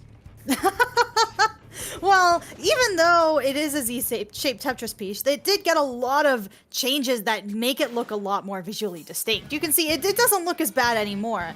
That being said, both of these teams are going to rush towards that zone, especially on the side of Mickey Mouse Clubhouse, just getting that splash, immediately getting that early cap. Cooler literally coming out on both sides at the exact same time. So now they're just going to be scrapping it out in mid, and it looks like, actually, oh my god, this team is just, Los Ratones is just getting those picks, getting the pushing up, literally racing to that top left side. Unfortunately doesn't get it, but that was a really quick push.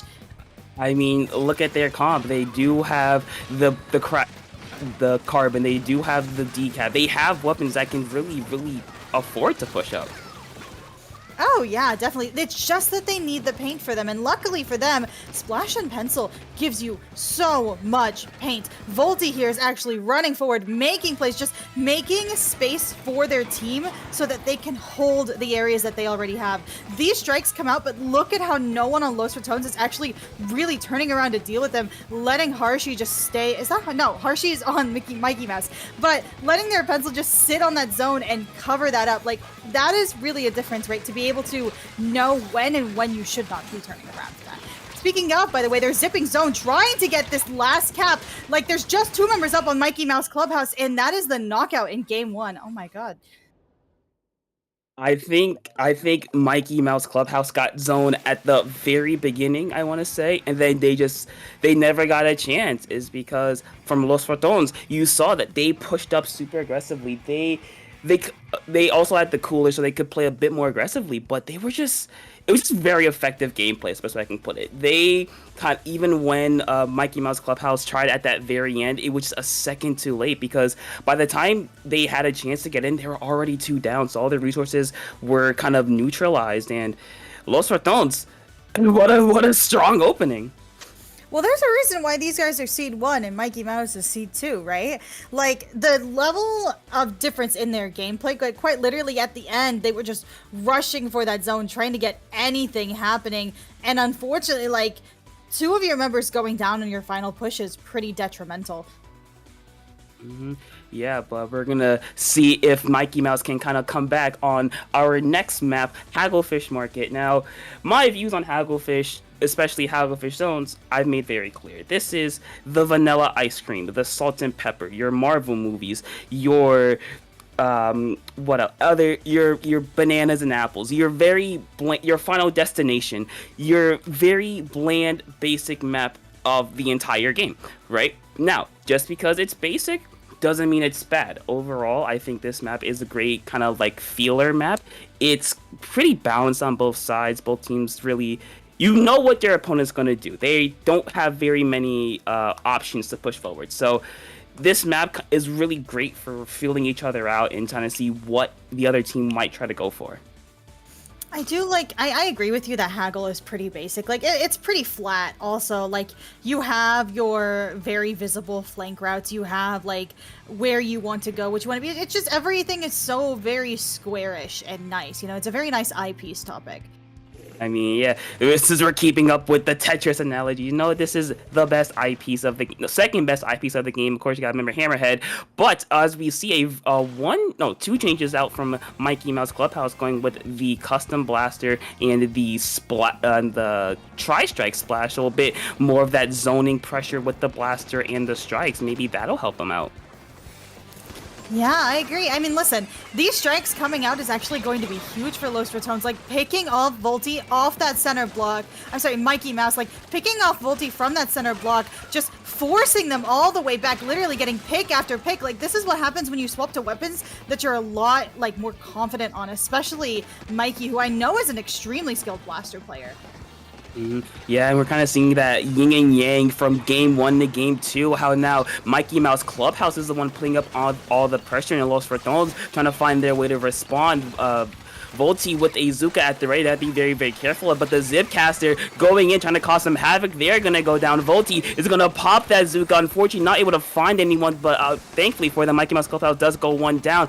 But they're just keeping hold of zone. The bubble is gonna come out to try to give Los Ratones some space, and it's finally going to work, but not after Mikey Mouse gets down to 25, and not even then, they're not giving up, as they went 2 down, and they still have control of zone, but Los Ratones finally, with some space to work with, will get their own hold started. Yeah, now this is a very proper lockout, like especially on the side of Los Ratones, having that bubble unfortunately going down actually, which is a huge pick for Mikey Mouse.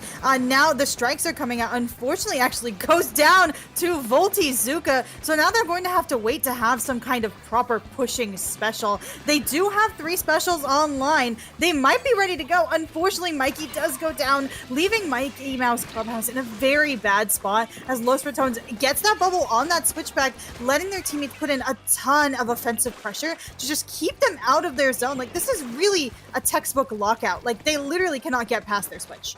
Yeah, and I while you were speaking there, Mikey Mouse Clubhouse, their pencil went down, so that kind of delayed their cooler, and that just gave Los Ratones the space that they need to work with. So you see Mikey there on that left-hand side trying to affect the zone's not quite going to work out for them, and Los Ratones holding on for dear life, but Mikey is still there, going to use the splashdown, but going to go down instead, and finally, Mikey Mouse Clubhouse will be able to recapture the zone. Now, they have a lot of time to work with. We're about halfway through the game. This is still a very, very back and forth game, as now Mikey Mouse Clubhouse trying to get back to where they started off this game, but Volty on the flank, unfortunately, will get caught out and be forced to retreat there, so not a whole lot's going to come out of that flank.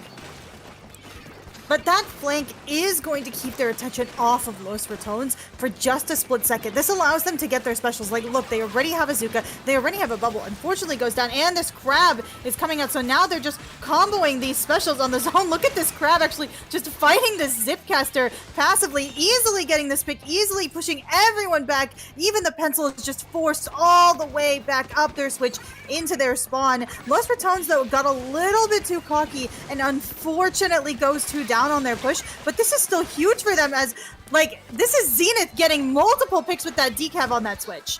I mean, yeah, we talked about it earlier, just being distractions really helped out, and now Mikey Mouse Clubhouse are going to try to find their way in. Mikey, you saw, did try to pop a splashdown to try to get one nice direct there, but unfortunately, they're going to go down to Volty as well, and Los Ratones will try not to let go. Volty with another pick, popping the Tri-Stuka, trying to do it. One's gonna stay alive through that strike, and now Mikey Mouse Clubhouse will take control of zone again. And you want to talk about back and forth, you want to talk about how even both these teams are.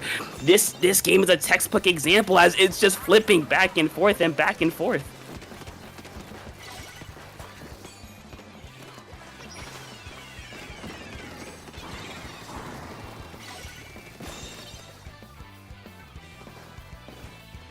Yeah, as the as the game is continuing to go on, we are going to see Mikey Mouse Clubhouse being able to at least try to contest zone. You see Jared there in that bottom left corner with the crab, trying to find a pick on Hershey, instead focusing their attention onto the mid of zone. Los Ratones is able to retake control of zone. However, Mikey Mouse not going down without a fight. In the final 30 seconds of the game, Mikey Mouse needs to do whatever they can to hold on. But Los Ratones, like we've been saying this entire game, they're not going down. Even though they're 2 down, even though they lost that main advantage, they are still fighting with everything they have. In Mikey Mouse Clubhouse, they're kind of close, but you gotta watch out because going 2 down is really, really bad for you. Jared gonna pop that crab, able to paint over the zone. Hershey on that pencil trying to paint over it themselves, but it's not going to be enough. And Los Ratones able to hold on for game 2 in a very, very close game.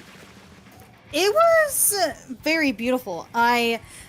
Every time that a special was popped, you could see the push forming in their heads, or the lack thereof, of just like, oh hey, I know when I should push this, I know when I should not push this. Like, even at the end there, like, Los Ratones kept their cool even as Mikey Mouse Clubhouse got the zone cap in overtime, they were about to push overtime rather with that zone cap, but they knew, hey, I need to be a little bit patient, I need to wait a little bit, I know I have time. And then they were able to rush and start getting those picks, start getting those key moments of the game where it's just, oh, okay, I know I can do this right now, and this is guaranteed. Like, going for those guaranteed plays is really going to set them apart, you know? Yeah, because I feel like what happens a lot is that teams will get very, very desperate, right? They see that clock ticking down, even though there's a lot of time left, even though their opponent does have to go through their penalty points. They kind of get desperate and kind of overextend or stick their neck out to try to make some hero play, when really, if they're able to just calm down and just wait for the opponent to mess up, that'll really help. But right now, if you're Mikey Mouse Clubhouse, your backs are up against the wall as they're looking to avoid the sweep, as we are going to Undertow Spillway, and no changes from either side. So they feel very comfortable, and you know what? Why wouldn't they? I mean, Zones Undertow isn't a map you really see a lot, right? But I've seen a lot of people saying, oh, but it's so good, it's so good. And I don't know, it has a massive bottleneck in the middle of the map that if you're outpainted, it's going to be really hard for you to do anything. Speaking of, by the way, Volti making a crazy push, picking off this pencil, and this is going to skew the zone in favor of Mikey Mouse Clubhouse. They're pushing members of Raton all the way back into their spawn. Literally, this splash is having to go all the way to their top right in order to pop this crab to get any kind of mileage out of it, but none of their other members can really do anything as this Zipcaster comes out, starts doing some real damage, and Los Ratons has not been 4 up for quite a while now.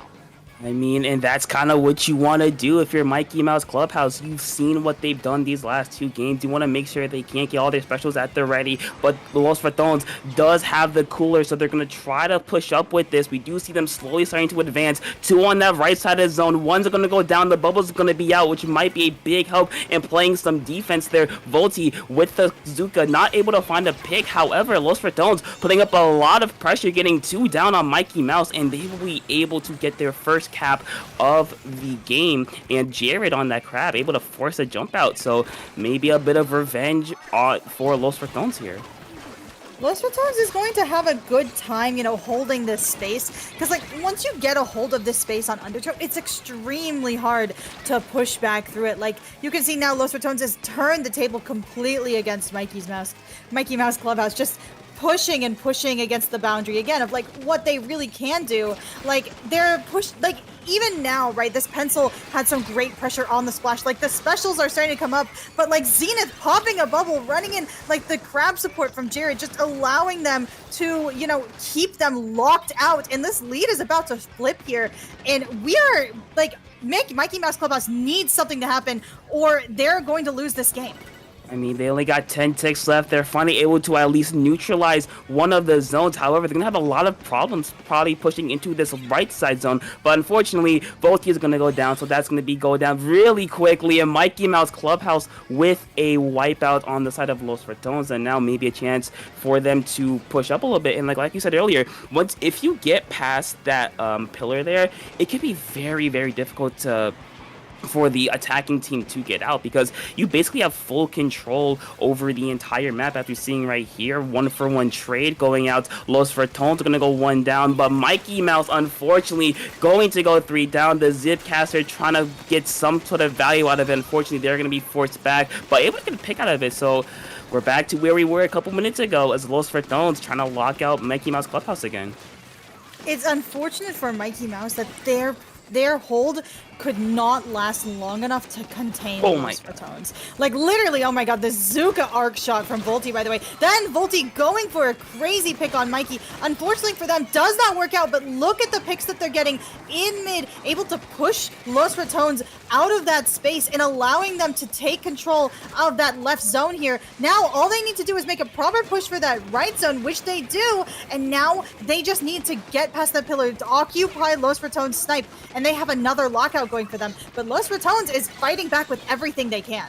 Yeah, speaking of that, I feel like every time you see Mikey Mouse Clubhouse try to push up there, they're always gonna go at least 1 down, but that's a nice pick by the Splatana onto Jared. And every single time we see Mikey Mouse Clubhouse push out, there's always been a lot of resistance from Los Vertones. They've been so aggressive, but it's been working out in their favor. Like we see Volty able to get a pick before going down. That kind of takes away the resources from Mikey Mouse Clubhouse and kind of stops their advances, as with less than a minute left to go. It's still a lot of fighting, but Mikey Mouse Clubhouse still has control of zones. But at this point, it's just, can they keep Los Vertones out? That's the real question, right? Because here, Los Vertones is making a crazy push for this left zone, or for this right zone. They have the bubble, but the strikes come out to counter. Unfortunately, going down, this splash is going to be a thorn in Mikey Mouse's side. They just need to hold for a little bit longer, but that little bit longer is not going to come as they go 2 down with 20 seconds left in this game. There are no specials on either side, but they're just trying to now hold out Mikey Mouse Clubhouse as they get back into mid. It's going to be a little bit difficult for Mikey Mouse's Clubhouse to even get anywhere, because going members down one after another, they have to get both of these zones in 3, 2, 1, and barely, oh my god. Unfortunately for them, Los Vertones maintains control of both of those zones and takes this winners finals in a clean 3-0. Yeah, it was a clean 3. It was a 3-0 sweep, but you can both say that could have easily went either way, because other than that first game where I felt like Los Vertones kind of steamrolled over Mikey Mouse, both Game 2 and Game 3 were very, very back and forth. It was just really unfortunate for Mikey Mouse, because every time they pushed in, every time they tried to advance a bit farther than they would expect to, they got really, really harshly punished for it. And like we see here in the replay, it was just this final fight, they tried to kind of force some fights. Unfortunately, it did not work out for them, and since they all went down there, they had no specials to really push in, so that was a curtain call for them. Right? Like, especially at the end, like, you really need to be focusing on pooling your resources in order to be able to either fend off or create a push going forward. And Los Vertones saw an opportunity and literally dove for it when one of the members went down, and suddenly this collapses into 3 members going down right at the end. And unfortunately, Mikey Mouse, like, literally threw everything they had, and they could not get back that zone. Yeah, that's just a very, very unfortunate ending for Mikey Mouse, but their turning run is not over, because they will be falling to losers final. So if they can make their way back, there could be an opportunity for a bit of a rematch in grand finals. However, they do have to wait a little bit because they have a couple more rounds coming up. So who knows, maybe this could be a Mikey Mouse Clubhouse revenge tour. Who knows? Maybe we'll have like a repeat of Paddling Pool. They'll get to grand finals, have a bracket reset, and then we'll figure out who the true winner is from there, right? Hey, I'd be down for it. I mean, I'd be down to it too. I'm always down to see very fresh, high-level gameplay. But we are going to be waiting on Losers Bracket, which is, I believe, Even Sickle 2 versus Symphony? Yes, that is correct. They are on Game 3, so it's do or die for both of those teams, because for losers, it is all best of 3 until you get to that losers final. So since it is 1-1, this is it for one of them. I mean, when you're playing in a double elimination tournament, especially, the cream will always rise to the top. Like, you will always have really close matches, just back and forth, throwing everything you can one way or another.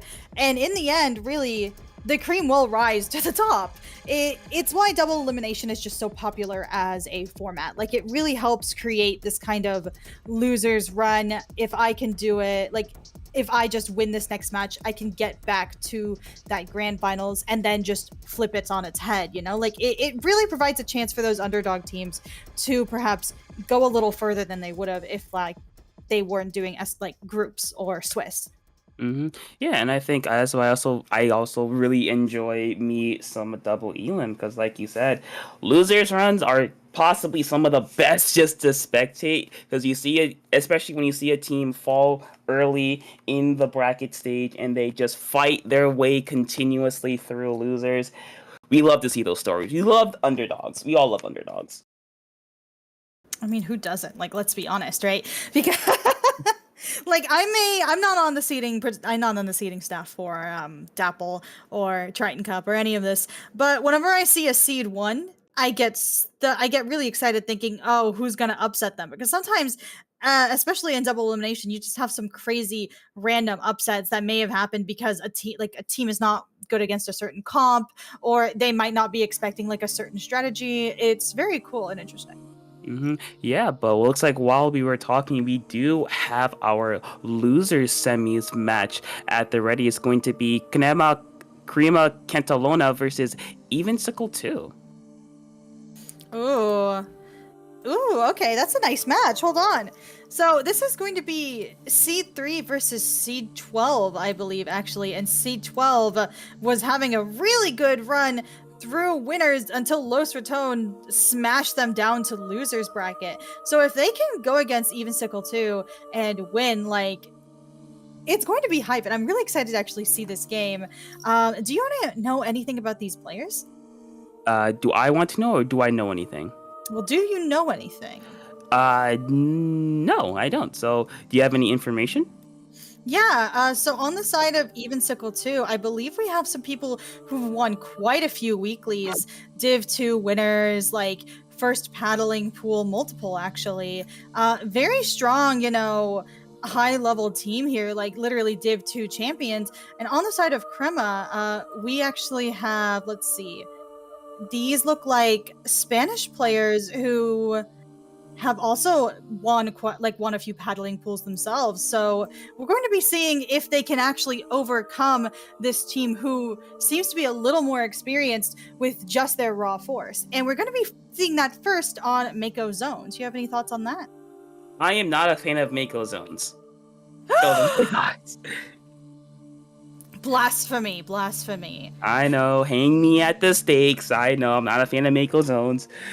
I'm not, okay, just because I'm not a fan of it, I don't think it's a bad map mode. I'm more coming from the perspective where it's everywhere. And it kind of gets tiring both to play and to commentate. Now, is it a good map mode? Yes, it's very varied. You do have those little flank routes. You do have it's very, I don't want to say it's very open, but it's very, what's the word? I don't know the word, but you have some variety in the way you can push, if that makes sense. I agree. Mako is kind of like Haggle if it was smaller and from Splatoon 2.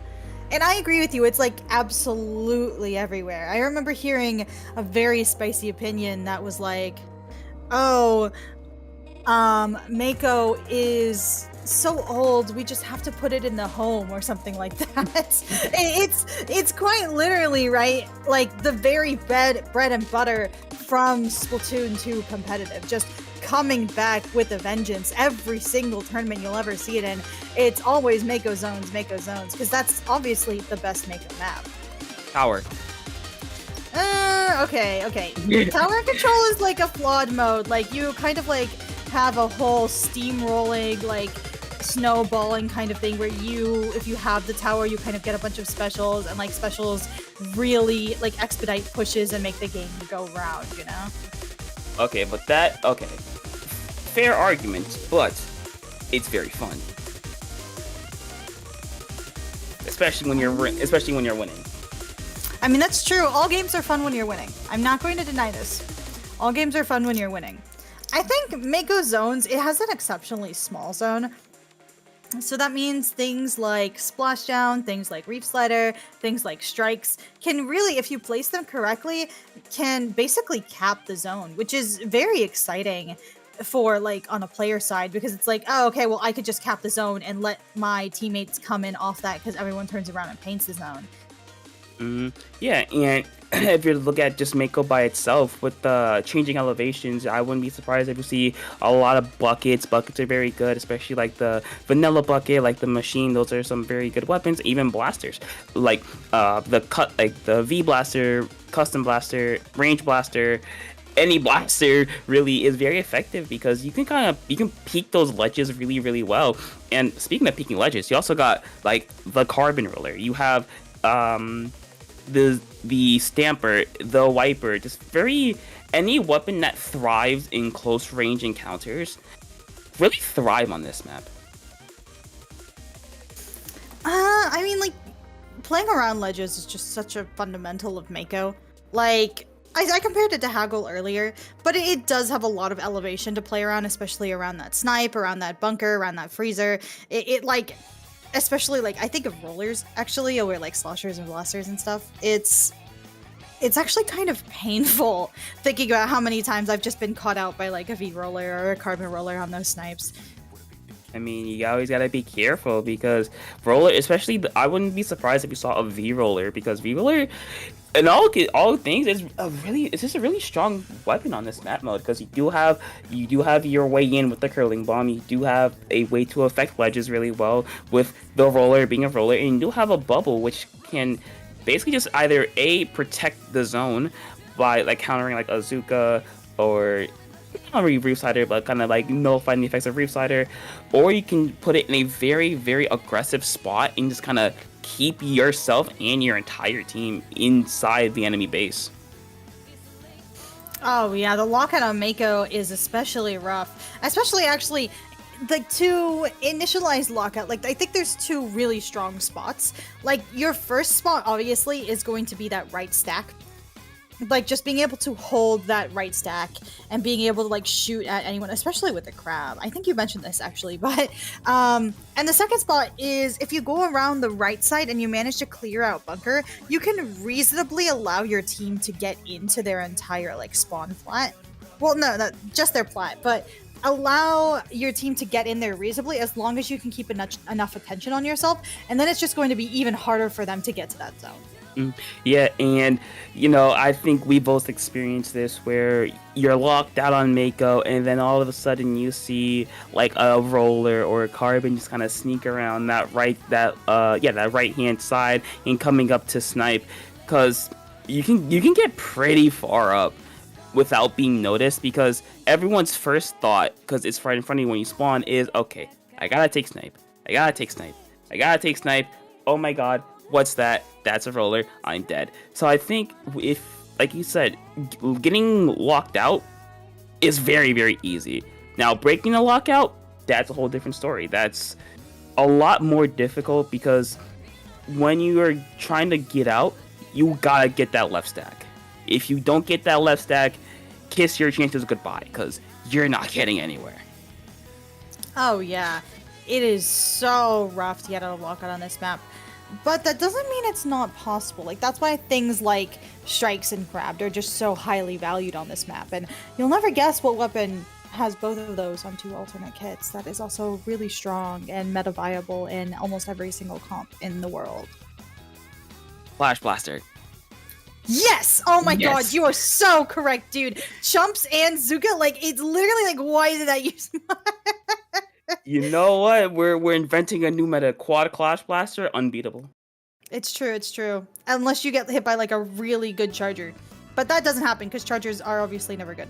That being said, no, Splash is always a really strong pick. I mean, how many games have you seen today that don't have a Splash-O-Matic on either team? Like 4. Well, I'm talking about like in this tournament. Oh, in this tourney, like like none. 1, like one, or Okay, like maybe one or one. none, maybe 1. Yeah. Like it's just such a strong weapon, and I'm actually predicting that we're probably going to see one on both sides here. I mean, it is by far, well, I say the third most versatile weapon in the game, only behind the zap and the splatter shot.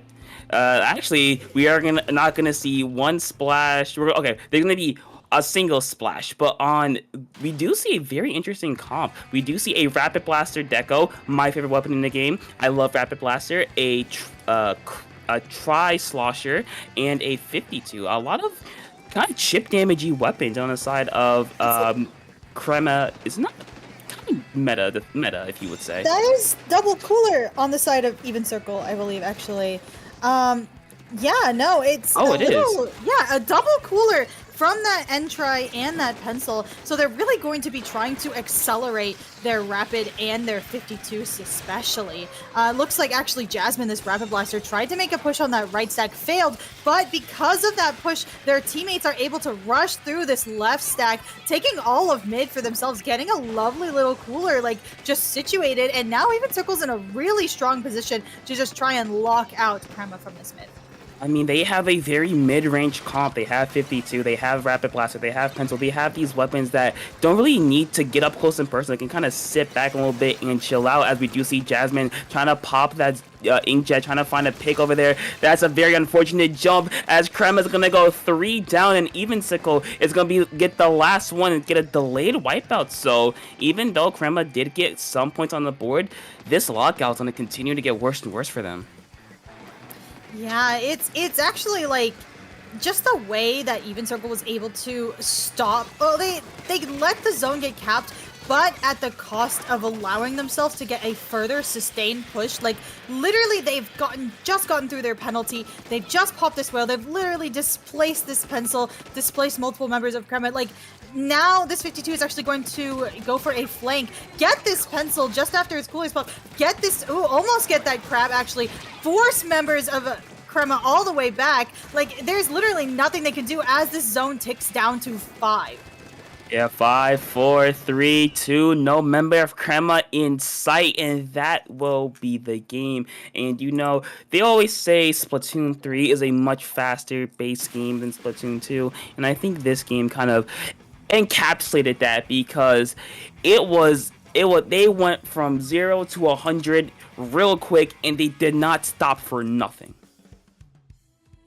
I mean, that's the name of the game. Hate the game, hate the player, not the game. Like, it's so, that being said, yeah, no, it's no matter what Crema tried to do, like, in their push back into zone, it was so quick and painless. Like, just the way that they were dealt with surgical precision, I dare say. Like, just so that now, like, the 52 on the right, like, forcing members of Crema to the left, and then members of Even Circle, like, running towards that left side just to pick them all as they come off. It was almost like, you know, like hurting an animal, like sheep. Yeah, I mean, but let's see, because now Crema, they have to do something here. They got punched in the mouth really, really quickly, as we're going to go to game number 2 on Inkblot Art Academy. And whenever I see this map and I see zones, I think whichever team can control that top mid section is going to have a very, very easy time walking out. Honestly, I think Inkblot Zones is a little overrated, but I respect it as a premise. Yes. Thank you, Topic. Oh my god. I agree that getting that top mid is going to be key. Even Circle bringing back their double cooler, they're like, hey, if it's not broken, no fix it, right? And evidently, as long as they can keep up that pressure, like, just look at the amount of chip they have, look at the amount of, like, aggression they have, actually, as Osu rushes for it, literally picks that pencil as they get a cooler, so no cooler for Crema. Members getting picked off one by one, just in isolated fights, back and forth. The last member ending up having to jump out as this 52 just takes dominant control of their court. I just want to point out that Osu on that 52 had one goal in mind, was to get that pencil, and that's exactly what they did. The first thing was run forward, and it worked out, but Crema here in the response is not going to do a whole lot, because they're going to go 2 down, and Even Sickle not letting them even sniff the zone, as Even's going to get down to 50 with really no competition. Alex here on this left-hand side is going to be pushed back by Jasmine on that Rapid Blaster Deco. And does the Inkjet going to come out as well? It's just like a repeat of that last game as Crema's going to try to fight their way in. It's just Oreo there on the nod. They're going to be forced to jump out, and Crema, they have 10 ticks left to at least try to get the zone. Alex gets shut down right away, and just like that, the door will close on Crema's tourney hopes and even sickle with a very, very dominant game number 2 in a very, very dominant set from them. It was so clean. I can't even describe it. Like, I described winners finals as clean, but this was even cleaner. Literally just cutting through them like a knife, like a hot knife through butter. It was like their initial push with Osu just running forward, picking that pencil before they could even get that cooler, just destroyed the rest of their game for them, because they never really had a cooler that they could push in with. They never really had that kind of aggression that they could do something with. And even when they did have a chance, like the Nautilus ended up jumping back to spawn with that splashdown, so there was nothing they could really do as the game just ticked all the way down to 0. I mean, and also you want to look at their comp from even Nickel 2. It was that double cooler kind of gave them that that kind of barrier or that cushion to work with, because let's say they took a bad fight, okay, we still have a cooler in the back ready to go. So I think this double cooler, who knows, this very mid-range chip damage kind of comp is going to work out for them, as they're going to go to our losers finals, and it's going to be a team we saw a little bit earlier, Mikey Mouse Clubhouse, looking to get back into the grands. I mean, with what a clean game we just saw, I don't think fighting Mikey Mouse is going to be anywhere near as clean for them. Like, the way that we've seen both of these teams, like Mikey Mouse especially, struggling against Los Ratones, but you know that because they were struggling against Los Ratones means that they're a very strong team. Like, Los Ratones, I believe, took out Even Circle very cleanly in their run. Let me just double check that really quick. No, actually, Mikey Mouse Clubhouse actually 3-0'd them, pushing them down to losers. So we're going to be seeing if this is going to be another clean 3-0, or if Mikey Mouse is going to say, nope, actually, you can't do that to us because we won the first time, we'll win again. I mean, do you watch any sports at all time? No, but you should tell me your analogy anyway. Okay, so in American football, there's a very common saying. It is very difficult to beat the same team twice. By that, what they mean by that is, since some teams play each other twice a year, once the first time, all right, you might get the best of them that first time, but the second time, they know your game plan. They know what you're gonna do. They know your players and their tendencies. They know what you're gonna do. So it's always much more difficult to beat a team a second time, especially in a 3-0 scenario like Mikey Mouse Clubhouse did earlier. So I wouldn't be surprised if even Nickel try to bring this back, maybe bring it at game 4, possibly even a game 5. I mean, one of these teams is a little bit warmer than the other, let's just say. Let's just say Even Circle has been fighting through this losers bracket, game after game, fight after fight. And Mikey Mouse Clubhouse, let's just say they've been waiting here for a little while. And this is definitely going to affect their gameplay, right? Like, playing in a long tournament requires a lot of stamina. Like, it's been, like, what, 2 hours? 3 hours since this started? And it's... 2.5. 2.5? Okay, listen. I was right in between. Okay, but playing for 2 hours straight has got to be very exhausting. And if you don't play, like if you're super warmed up and you don't play for like half an hour, like your adrenaline starts to peter out. So I don't know, this might be a little closer than we think. Yeah, I wouldn't be surprised, especially if even Nickel kind of got the jump on them early, because like you said, it is, as I'm sure you put in tourneys before, right? I'm assuming. Yeah. You know, I might have played in a few tournaments before, like, I don't know. Yeah, like, I'm sure people's experience where we just had to where we just had to wait for a very long time. And usually in those breaks, you go to the bathroom, you drink your water. By the way, make sure you hydrate. Everyone watching the stream or playing, hydrate. You step away from the game, so you come back and you're not as hot as you once were. So I think that little that adjustment time that's gonna take for Mikey Mouse may be long enough where even Nickel can jump on him early. I mean, yeah, like, especially if, like, it depends really if they're, like, playing open or they're playing X and they just haven't had any breaks.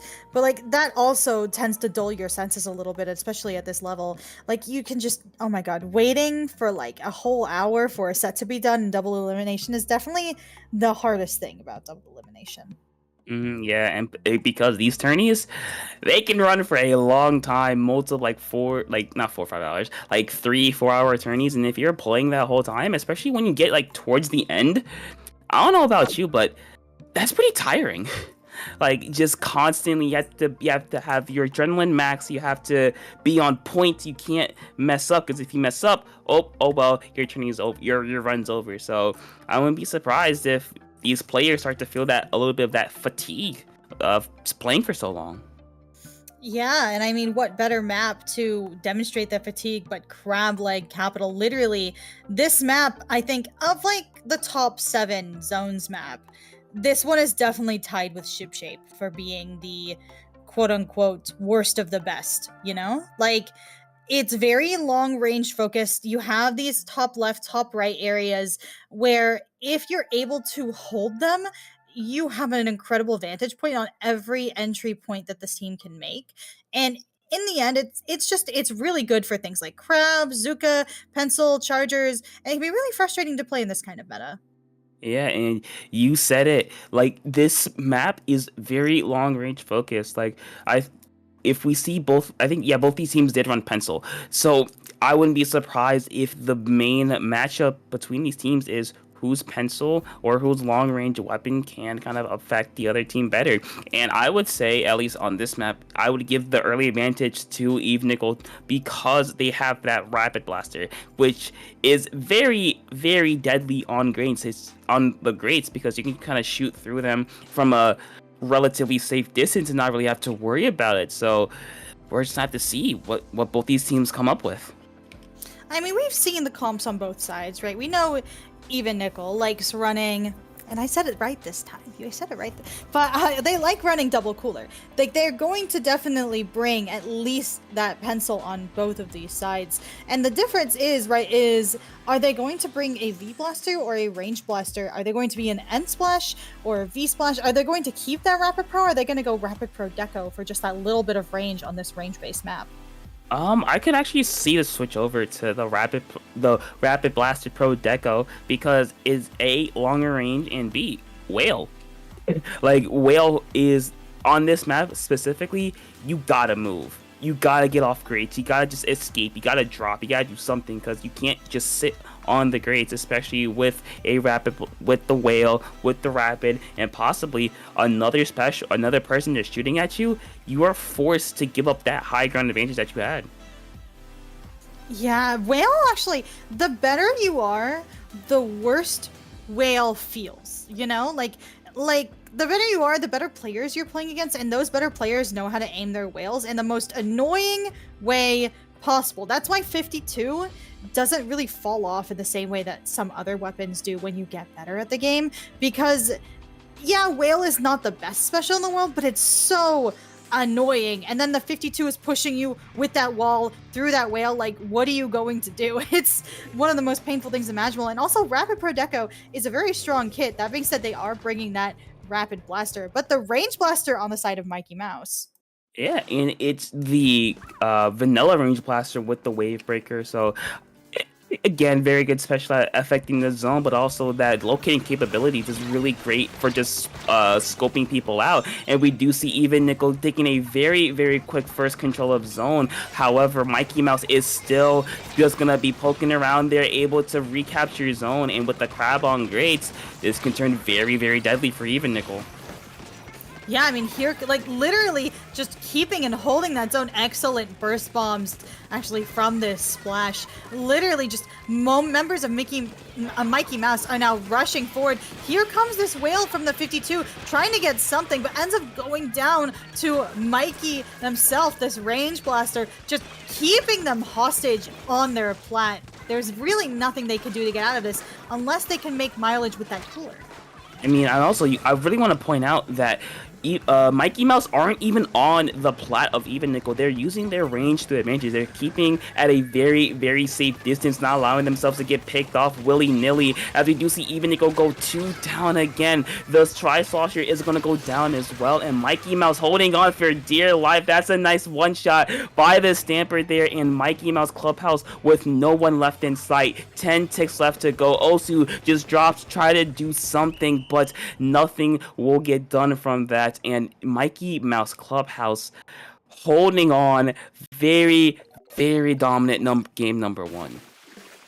Just goes to show that waiting a while did not dampen their spirits at all. They are still just as sharp of a knife as they have been for this entire tournament. It's the way that Even Circle, hold on. You know what? Even Circle had this initial hold of this zone. Literally just like being able to hold it for such an aggressive amount of time, and suddenly when Mikey Mouse gets their picks, gets their hold, there's nothing they could do. They were not able to stabilize their own lockout like Mikey did, and Mikey knew exactly where they needed to stand, who needed to stay alive, and what they needed to do in order to keep that momentum going, right? Like, even that Stamper right at the end against that 52 knew if this 52 gets into this zone, we lose control. And so they would sacrifice a trade in order to get that wipeout, and that is such a valuable trade right there at the end.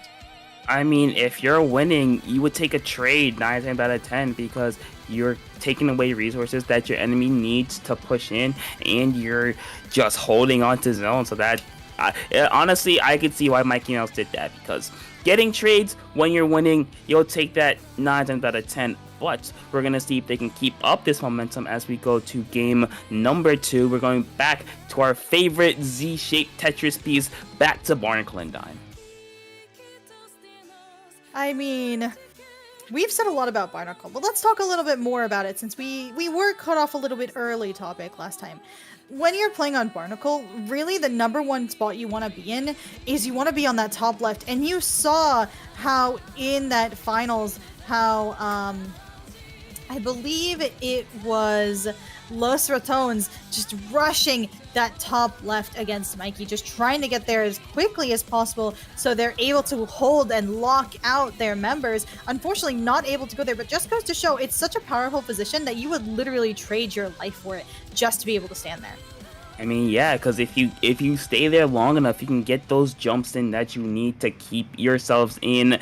And unfortunately, there are going to be a DC right before we start, so yeah, a bit of a, at least it was early, so we can just replay this super quickly. But yeah, like we were saying a little bit earlier, that top left side for either team is really strong, because if you can get a weapon like a 52 up there, like a weapon that can really fight in those close range, a very mobile weapon, it is very, very annoying to get them out.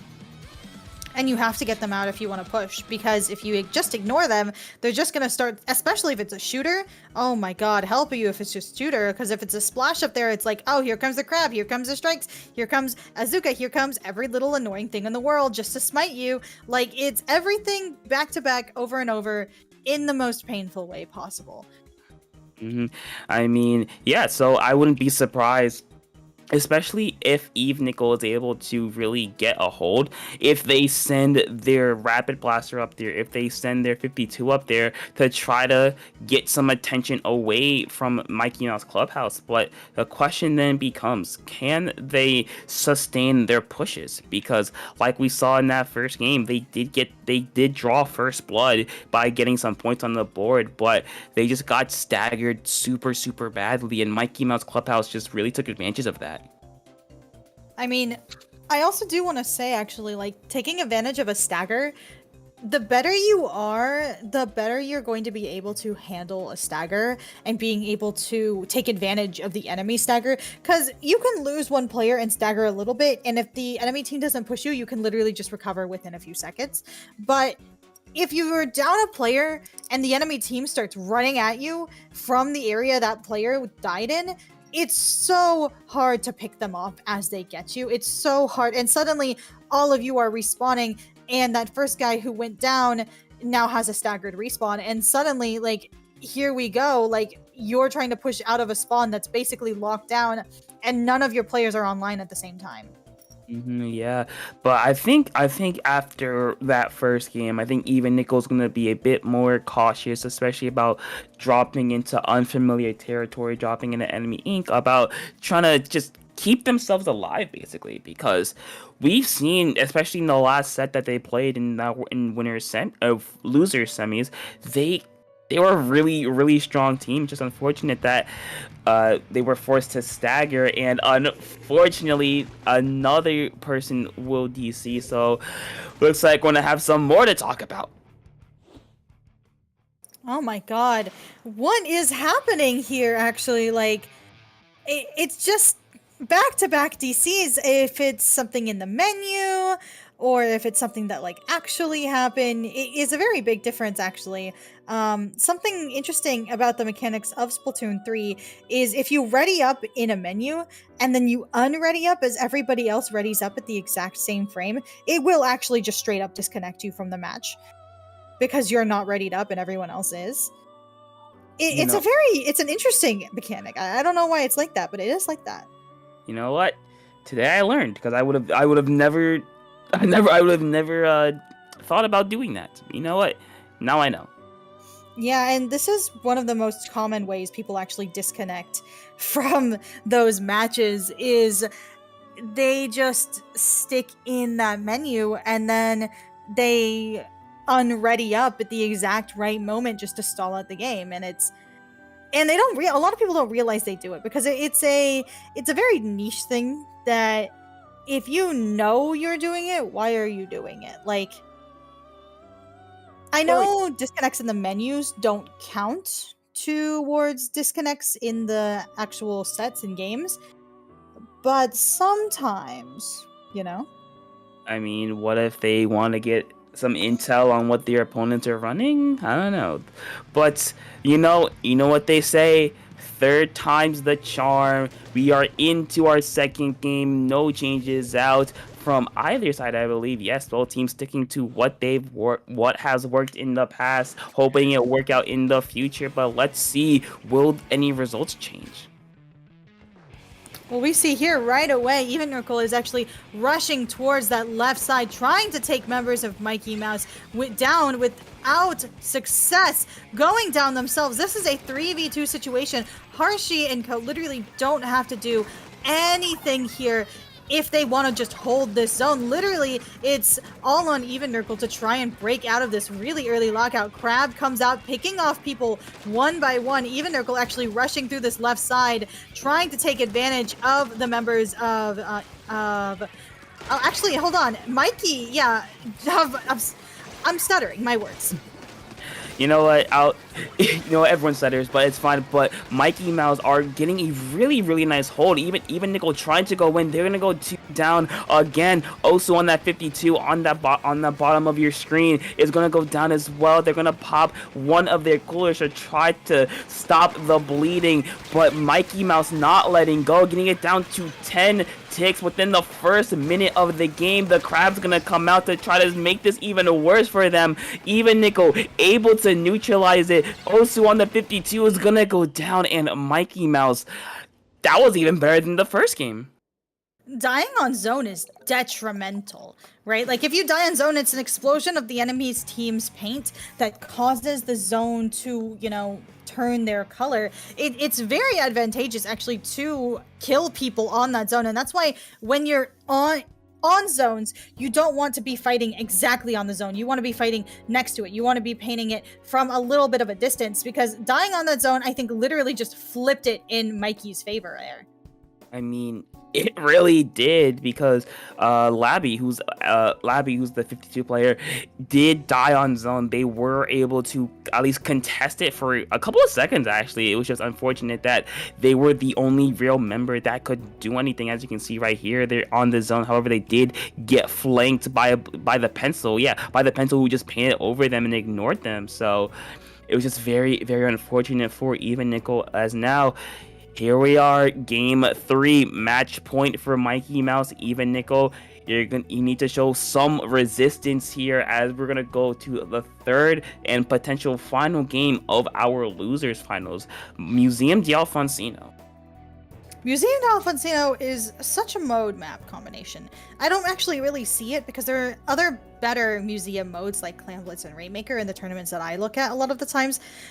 But you do have to know that on Museum, a lot of short-range shooters are able to just fire at the zone from plat. Like, they're able to literally cover the entire zone just from sitting in a very safe position. That being said, you are going to be having pencils on both sides that can be sniping across that mid, being very threatening, whether they are above or below. So you're really going to have to watch out for that range difference on those elevated plats. But that being said, we have another DC, so don't you love talking topic? You know what? That's why we're here. Welcome to the podcast. Hope you all enjoy it. But yeah, I wouldn't be surprised after this game ends right here. I wouldn't be surprised in our second attempt if someone takes that right hand flank, because especially for short range shooters, if you can affect the enemy plat right away super easily, hey, that's a lot of momentum swinging to your side. Right? Like, pushing through the flanks especially is such a good way to push the momentum, enforce attention on a place where the enemy realistically doesn't want to be spending all of their resources taking care of and maintaining. Like, a flank can literally allow your teammates to escape through their plat, through that left side, and allow them to get into that zone, get onto that ground level, and start fighting the enemy. The problem, though, is a good team only really needs a single player to watch that flank. So if you're going to have a 1v1, and you're probably going to, if you're going to be having that 1v1, it's like going to be really difficult if you don't win that. I mean, yeah, because you're gonna put your team at a man disadvantage, but we are gonna see Labby there switch over to the screen of 52, so a bit of a flashbang, as one would say, as I like to relate it to. And on the side of Mikey Mouse, no changes. Actually, no. Scratch that. There is going to be one change in Mikey going over to the the Kraken range blaster. Right? Even Nickel, unfortunately, just staying in their spawn for a second. Looks like they're having some issues with one of their players. That being said, they do have to at least try and fight it out, unfortunately for them. Oh, actually, looks like they're going to be ending the battle here? I think they might have been AFK. There is a possibility, but I believe we saw all 4 players at least moving a little bit, if I recall correctly. But they did end the game for a reason, right? Like, it has to be something going on here. Yeah. Well, time for more talking. Time for more podcasts. Yay. Oh, actually, yeah, last game. You know why I stuttered, actually? Was because Mikey Mouse literally was so far in Even Urkel's base. I genuinely had a moment where I was like, are the colors reversed? Like, am I talking about the wrong team right now? Like, they were literally all up in all of that ink that I was like, no way, it has to be reversed, because they're literally right beside them, shoulder to shoulder. It was just such a moment for me, you know? You know what? So sometimes you can never predict what's gonna happen, especially with players being very aggressive. So, you know what? It happens to the best of us. Happens to the some of us. I mean, yeah, that's true. Yeah, that's based. Yeah, that's pretty true. Yeah, that's true. That being said, it looks like Even Nurgle is going to be taking the game for museum zones. So I guess we're going to Humpback Pump Track zones. Yes, one of my favorite map modes in the game because I am a bucket player. I'm a bucket main. I am. And you don't like Mako? I don't like Mako, but it looks like we're still on museum. You know what? Let's say we're still on museum. I got a little confused. Everyone's a little confused. There's been like 500 DCs in this set. I just want it over with, and I think everybody does too. So we're going to be seeing an early flank on the side of Mikey Mouse, rushing through that right side, taking attention actually from the Slosher and the 52, and ending up actually doing well and not, as I say that, actually getting picked. But that's 2 down on the side of Mikey, which means Even Urkel is in a pretty good spot right now. Yeah, and I just want to point out that was Harshy on that flank. That was the pencil for Mikey Mouse on that flank, trying to use that range to their advantage. Mikey going to get one, going to force that, or they're actually going to get picked on the Tri-Slosher. So now Mikey Mouse in a very, very good spot. They have all 3 members, all 4 members basically in the base of Even Nickel, as they're gonna go another 3 down, and Mikey Mouse with full control of the map, and Even Nickel, they're gonna have to try to break out of this lockout.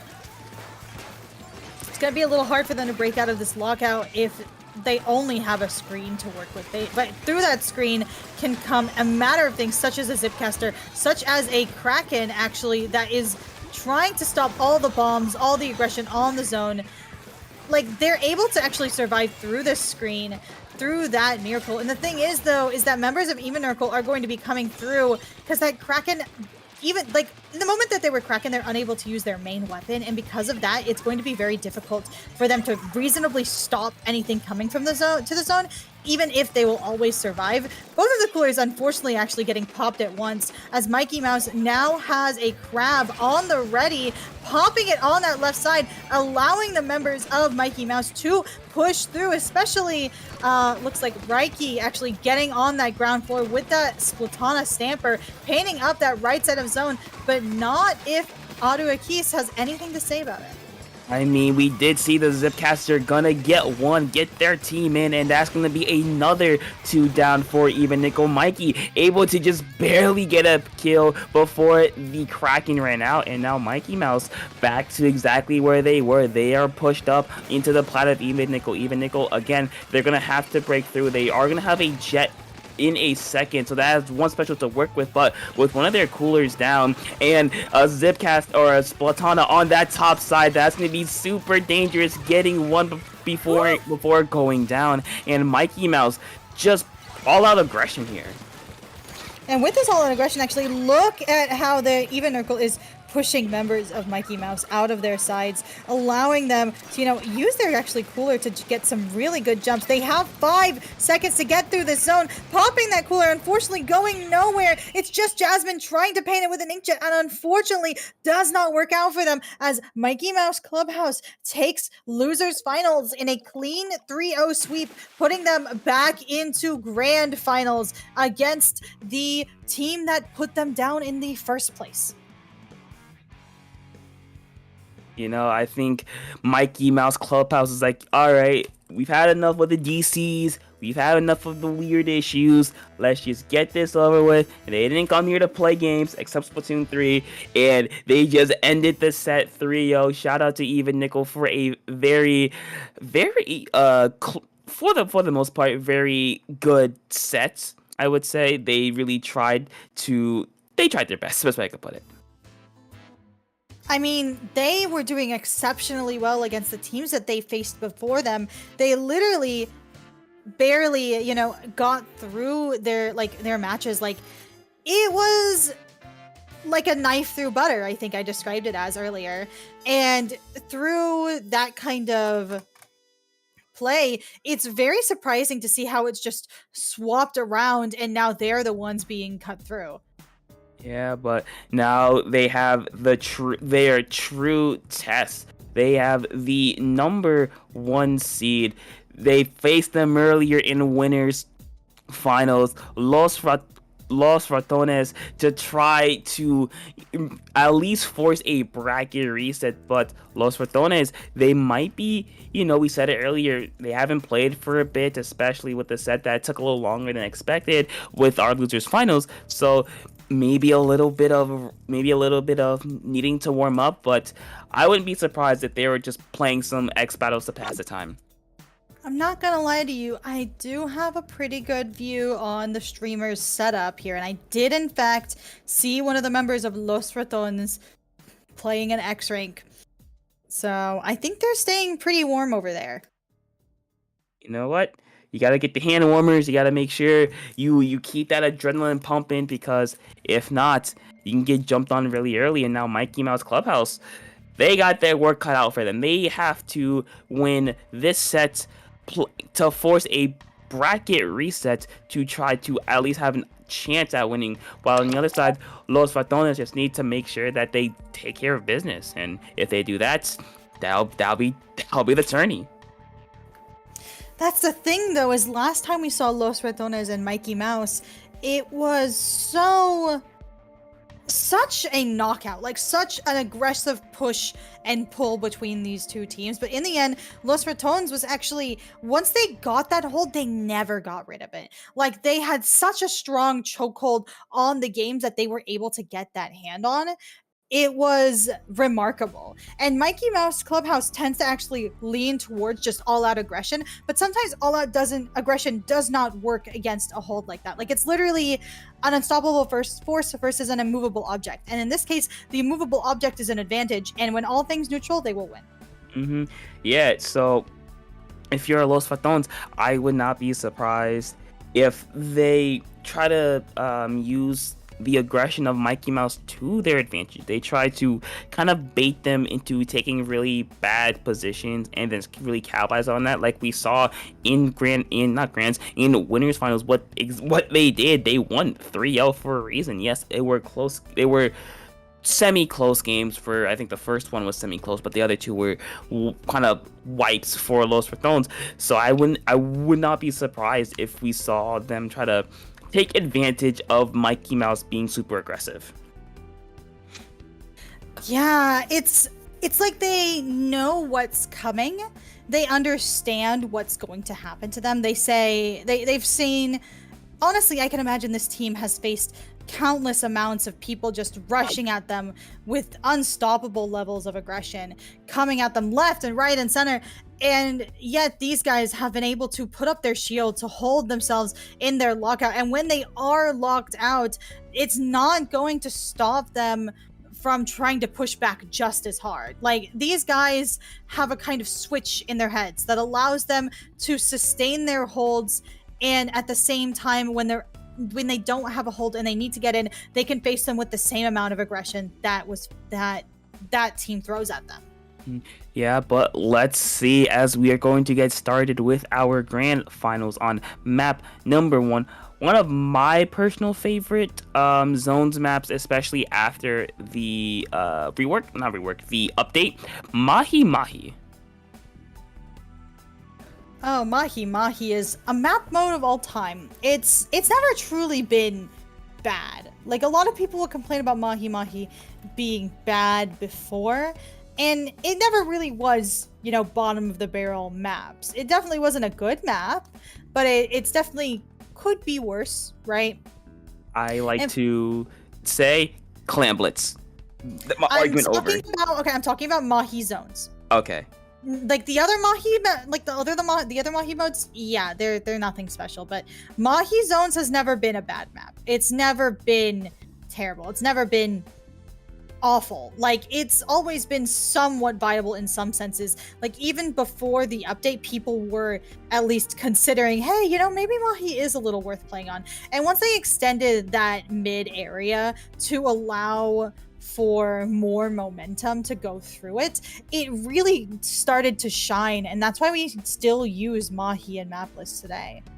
Yeah, because I do think, well, compared to the Splatoon 1 version, it's definitely a downgrade, but I think it's better in its own ways. I think especially after the water level drops, it becomes a mobile weapons playground. it's the best way I could put it. You have so much space to work with. You have a lot of paint to go around. You just move a lot, basically. That's the best way I could put it. You can just like move, basically. It's a nice, beautiful little square in the middle. And if we're talking about Tetris, it's definitely that wonderful square piece, right? That we're seeing a lot of the time. I don't know. It's just a lot of push and shove in this very heavily monitored middle area that really makes you feel like everything's happening and only in this sphere. And if you get locked out of that small square area, even when the tide is lower, right? It's going to be really hard for you to get in regardless. Yeah, especially since both these teams do run pencil. So you know they're going to be perched up on that sniper area, just kind of like watching like a hawk over mid, over zone. So I would expect both of these teams, especially to try to use Azuka, try to use Whale, try to use Strike to kind of force movement. Because if you can do that, if you get the opponent's backliner out of position, it's just free range at that point. I mean, there might be a reason why E-Leader is so good on this map and why Charger mains bring out the E-Leader when this happens. That being said, we are going to be going into our first game of this Grands Finals, and we're going to be seeing our teams come out. I believe this is a Carbon Roller plus... Oh my god, hold on, there's a lot of things to talk about here. We're seeing a Carbon Roller plus Decapitator on the side of Los Ratons, and on the side of Mikey Mouse Clubhouse, we're seeing a lot of the same thing that they've already bought. Both of these teams actually have very similar comps with 2 high painting weapons, and then double midline in order to supplement that aggression. I mean, yeah, but so far that aggression's going to be working out for both teams, as both of them are going to go 2 down with both midliners, like you said, are going to get some trades. Mikey Mouse Clubhouse able to get the second hold of zone, but Los Ratons going in. Volti going to get 2, or going to get 1, I believe, and force the pencil back at the right place at the right time for another pick. And so far, Los Ratons trying to hold on, but they're going to go 2 down as well. There's a lot of fighting. A lot of fighting. A lot of everything back and forth. Mikey getting a key pick on Volti here, and Volti is such a strong player. Literally every time they go in, they're guaranteed to get a pick, and that, like, they literally only go in if they know they can get at least 1. That being said, Mikey Mouse, even though they got that pick, is still on the back foot, because now that their blaster's gone down, it's going to give them a hard time to push out of this area. They do have the Zipcaster ready to go in distract, while this Crab comes out on the left from MM. This is their shot now to finally disrupt zone, and they cap it very quickly. Unfortunately, though, members of them still going down over and over again. Literally, Zenith barely hiding out from that splashdown as Jared and Zenith both gang up on Mikey, picking them off and forcing Mikey Mouse a little bit back. But Los Ratons is still relatively safe here, even though this zone is counting down. Yeah, and Los Ratons able to recap zone again, but they're going to go 3 down.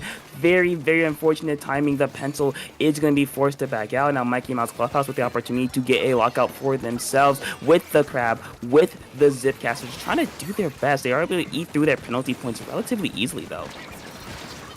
Yeah, oh my god, Jared getting popped off that Crab instantly. Mikey rushing towards his pencil, going down because Volti wanted to protect them. MM is just doing their best to fight this out, and unfortunately does not work out as Los Ratons ends up winning those fights and winning their interactions in mid. Now it's just Mikey just trying to make something happen as they're trying to control this little corner of space as their teammates come back in. Now you can see Mikey Mouse Clubhouse actually now controlling that left side of mid properly, trying to, get any kind of leverage they can. Reiki has a Zipcaster, knows that they can't quite use it yet, but this timer is ticking down. They have less than 30 ticks left on this zone. They're going to need to find a way to cap it, and fast. I mean, they're going to try to do that. The Zipcaster's going to get popped, going to get 1, going to get 2 down. Los Ratons again. Every time we've seen these big fights happen, it's always been at least 2, maybe 3 going down on both sides. Zenith getting a nice pick into zone. 2 down on Mikey Mouse, 1 down on Los Ratons. Jared and Volti on that left-hand side able to use their special to force their way in. There's a Crab coming out from Jared, and just these teams have been trading back and forth. One team has left side, other team has left side. One team has the right, other team gets the right. It's just been very, very back and forth, and I don't know. This is just a very entertaining game. Well, that's what makes this grand finals like so entertaining. Like, both of these teams have been dominating every other team that came before them. Literally, like, just trading cap of the zone back and forth. Volty here trying to make something happen, gets caught out. Jared is unable to support them and unfortunately just has to back off. Now there's only 2 members of Los Ratones up, that being the pencil and that decavitator, but that pencil is putting in work, trying to get picks, though the stamper on Mikey Mouse is going to be popping that zipcaster, trying to get any kind of mileage they can.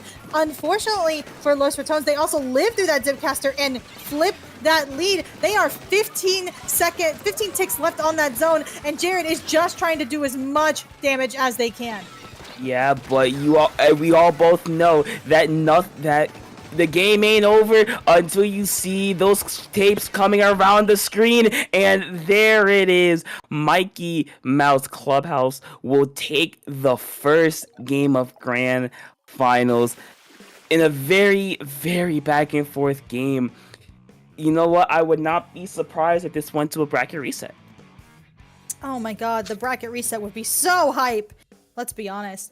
I can tell that on the side of Los Ratones, they were not expecting Mikey Mouse Clubhouse to come that aggression. Like, you can see at the start of this game, they brought that lead all the way down to, I believe, 23 with such a strong hold. But then Mikey Mouse literally just starts winning their fight, starts getting picks on everything in the map, playing around those ledges, doing an amazing job. And then suddenly that lead swaps. And suddenly Los Ratones starts to panic and realizes, oh my god, I need to get to that zone and I need to get to it fast. And unfortunately for them, they were not able to get that zone. That meaning Mikey Mouse Clubhouse is going to have a very strong showing in this first match of Grand Finals. Yeah, and they'll snatch the momentum from Los Ratones, putting themselves in a good spot. You know, they're feeling good. That VC may start to pop off a little bit, but it's a bit too early to do that because we still have, if they need a win, if they want to win, we have a very, very long road ahead of us. But it all starts with that second step as we are going to go to game number 2, Undertow Spillway.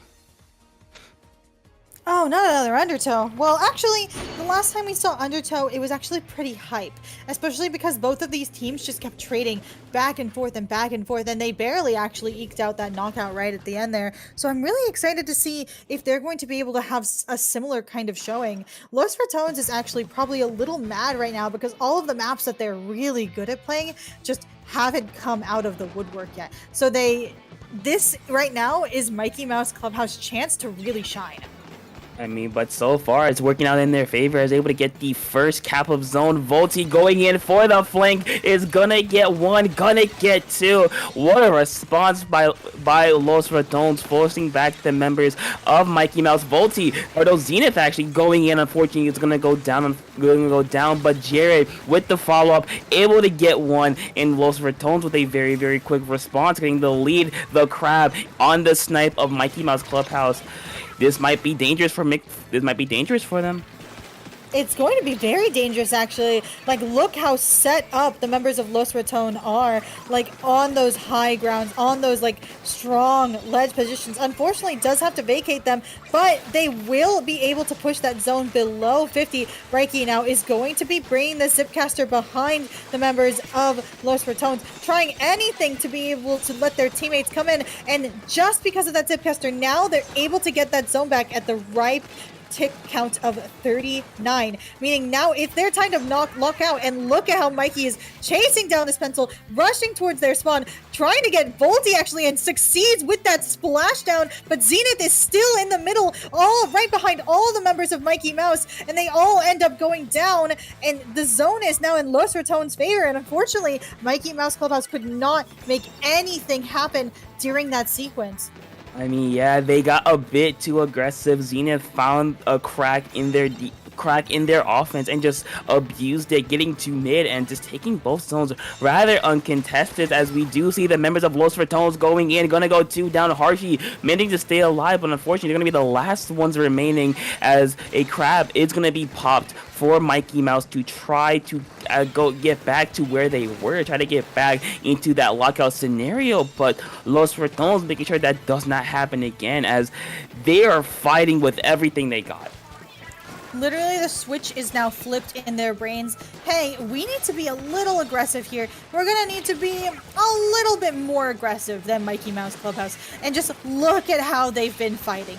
Back and forth, aggressively, left, right, and center. Just pushing through everything that they can. And unfortunately, or fortunately for Mikey though, they do have those specials online. They do have ways to try and get into that zone. Though it's going to be a little rough until Volti goes down, opening the entire map up for them, as now 2 members of Los Ratones go down. Reiki now looking for that last one with that Zipcaster, rushing forward, getting that pick, not letting that Carbon kill them, and now they're going to have hold of mid, entirely of mid. Actually, Jared, though, with this crab, knows that their hold is currently very unstable, and now is just trying to take pot shots, letting their teammates take care of the rest of their members with Chip.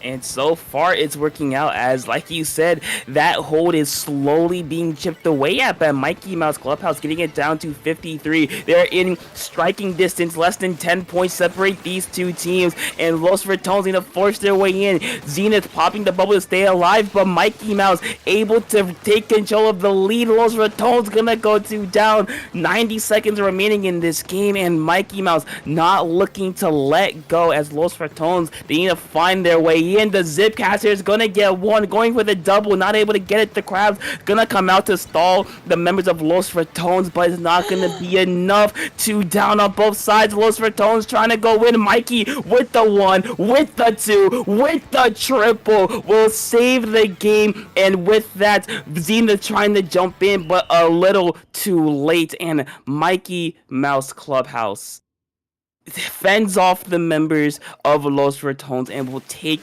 a 2-0 lead.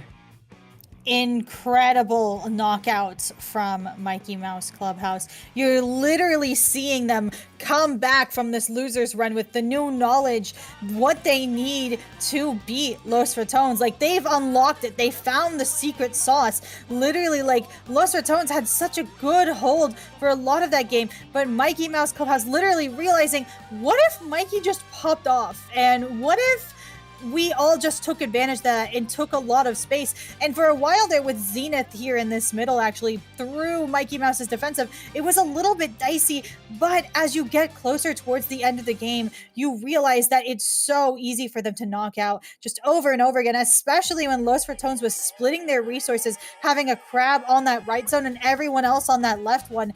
It was just doomed from the start. Yeah, and you can say all the momentum has been in the control of Mikey Mouse Clubhouse. Now, let's see, can they force a bracket reset on game number 3? Vanilla ice cream, salt and pepper, the map personified, Hagglefish Market. Yeah, we've talked about this map quite a lot, and it has appeared in, I think, every single set that we've looked at today. I mean, hey, it's a good map, right? If it's not broke, don't fix it. That being said, this is one of the maps that Los Ratones won very definitively on. The last set we saw, their win on Undertow was a little bit shaky. Like Mahi Mahi, it was so hard for them to get back in. But here, they were dominant the entire game, and this might be the map that Los Ratones can turn around their losing streak on.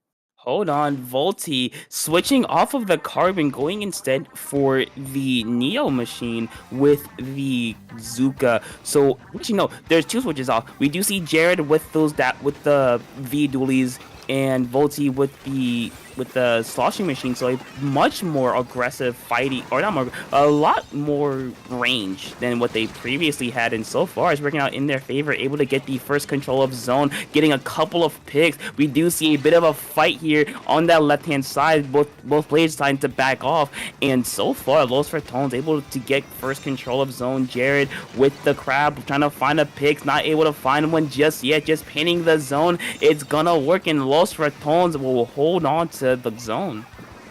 Jared actually running through, trying to shred that crab, trying to take members of Los Ratones down, members of Mikey Mouse Clubhouse down with them. Unfortunately, doesn't really work now as Mikey gets a clean and solid hold on the zone. Like, yes, their blaster may have gone down, but they're literally holding it as very well, actually. But these strikes here are a game changer, thrown perfectly on the zone in order to pass a perfect smokescreen for Los Ratones to recap it for just a moment. But is there going to be enough, as the members of Mikey Mouse Clubhouse are literally infesting their court? I mean, they're just like a swarm of wasps at this point. You gotta get one, another one will pop out of nowhere, but Los Fertones doing so far, being exterminators at the moment.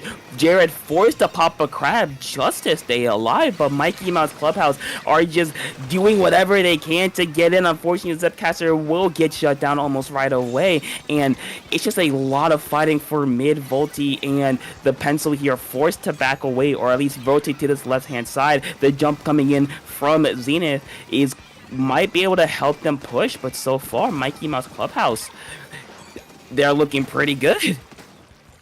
Right? They're literally just holding and holding and holding. Here comes that lead swap with Mikey splashdown on the switch to stop anything from coming out.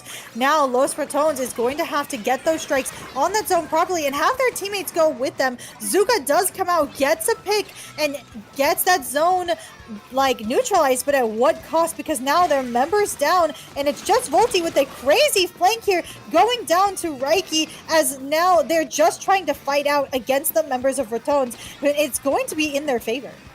I mean, it's going to be in their favor as Mikey Mouse getting it down to 30, and Los Fertones are trying to find a way in, but ever since game one, it feels like Mikey Mouse has been a completely different team than what we saw earlier, just not letting Los Fertones get anything set up, as Jared here trying to go for another flank on this left-hand side. They do have a crab at the ready. They're forced to at least go into a fight. They're gonna go down. No more crab for Los Fertones, but thankfully they do have control of zone, so they have a bit of breathing room to work with here.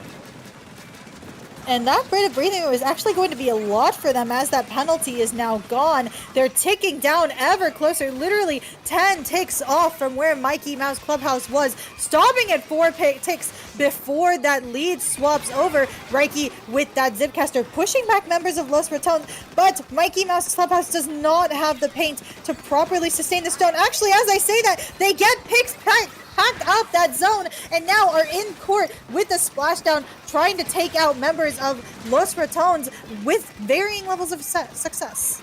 I mean, so far that success is working out, but unfortunately Los Fertones with a 2-main advantage will be able to at least run forward a little bit. Unfortunately, Jared not quite able to confirm that kill. Instead, gonna get collapsed on. They're gonna go down themselves. Less than a minute left to go. Volty able to find a nice pick here, popping the Zuka, trying to get some value out of it. Unfortunately, the block, the worst enemy to the Zuka, will absorb a couple of them shots, and Los Fertones, their hold won't last for very long, as Mikey Mouse is able to get the zone rather uncontested. And now with 40 seconds remaining, Mikey Mouse looking to hold on here, and they're looking good while doing it.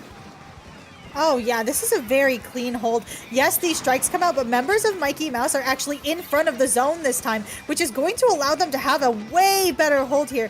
Mikey here actually is going to be the only member up now, as their pencil gets rushed and goes down. Mikey goes down too. There is less than 20 seconds left in this match. They only need to hold for 40 ticks, and Mikey Mouse Clubhouse needs to get those specials up and needs to get them up fast, if only they can just not go down to Los Ratones' pressure.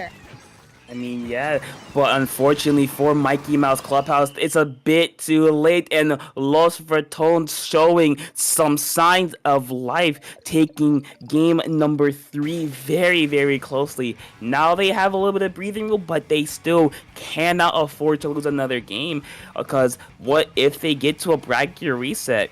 All the momentum will be in favor of Mikey Mouse.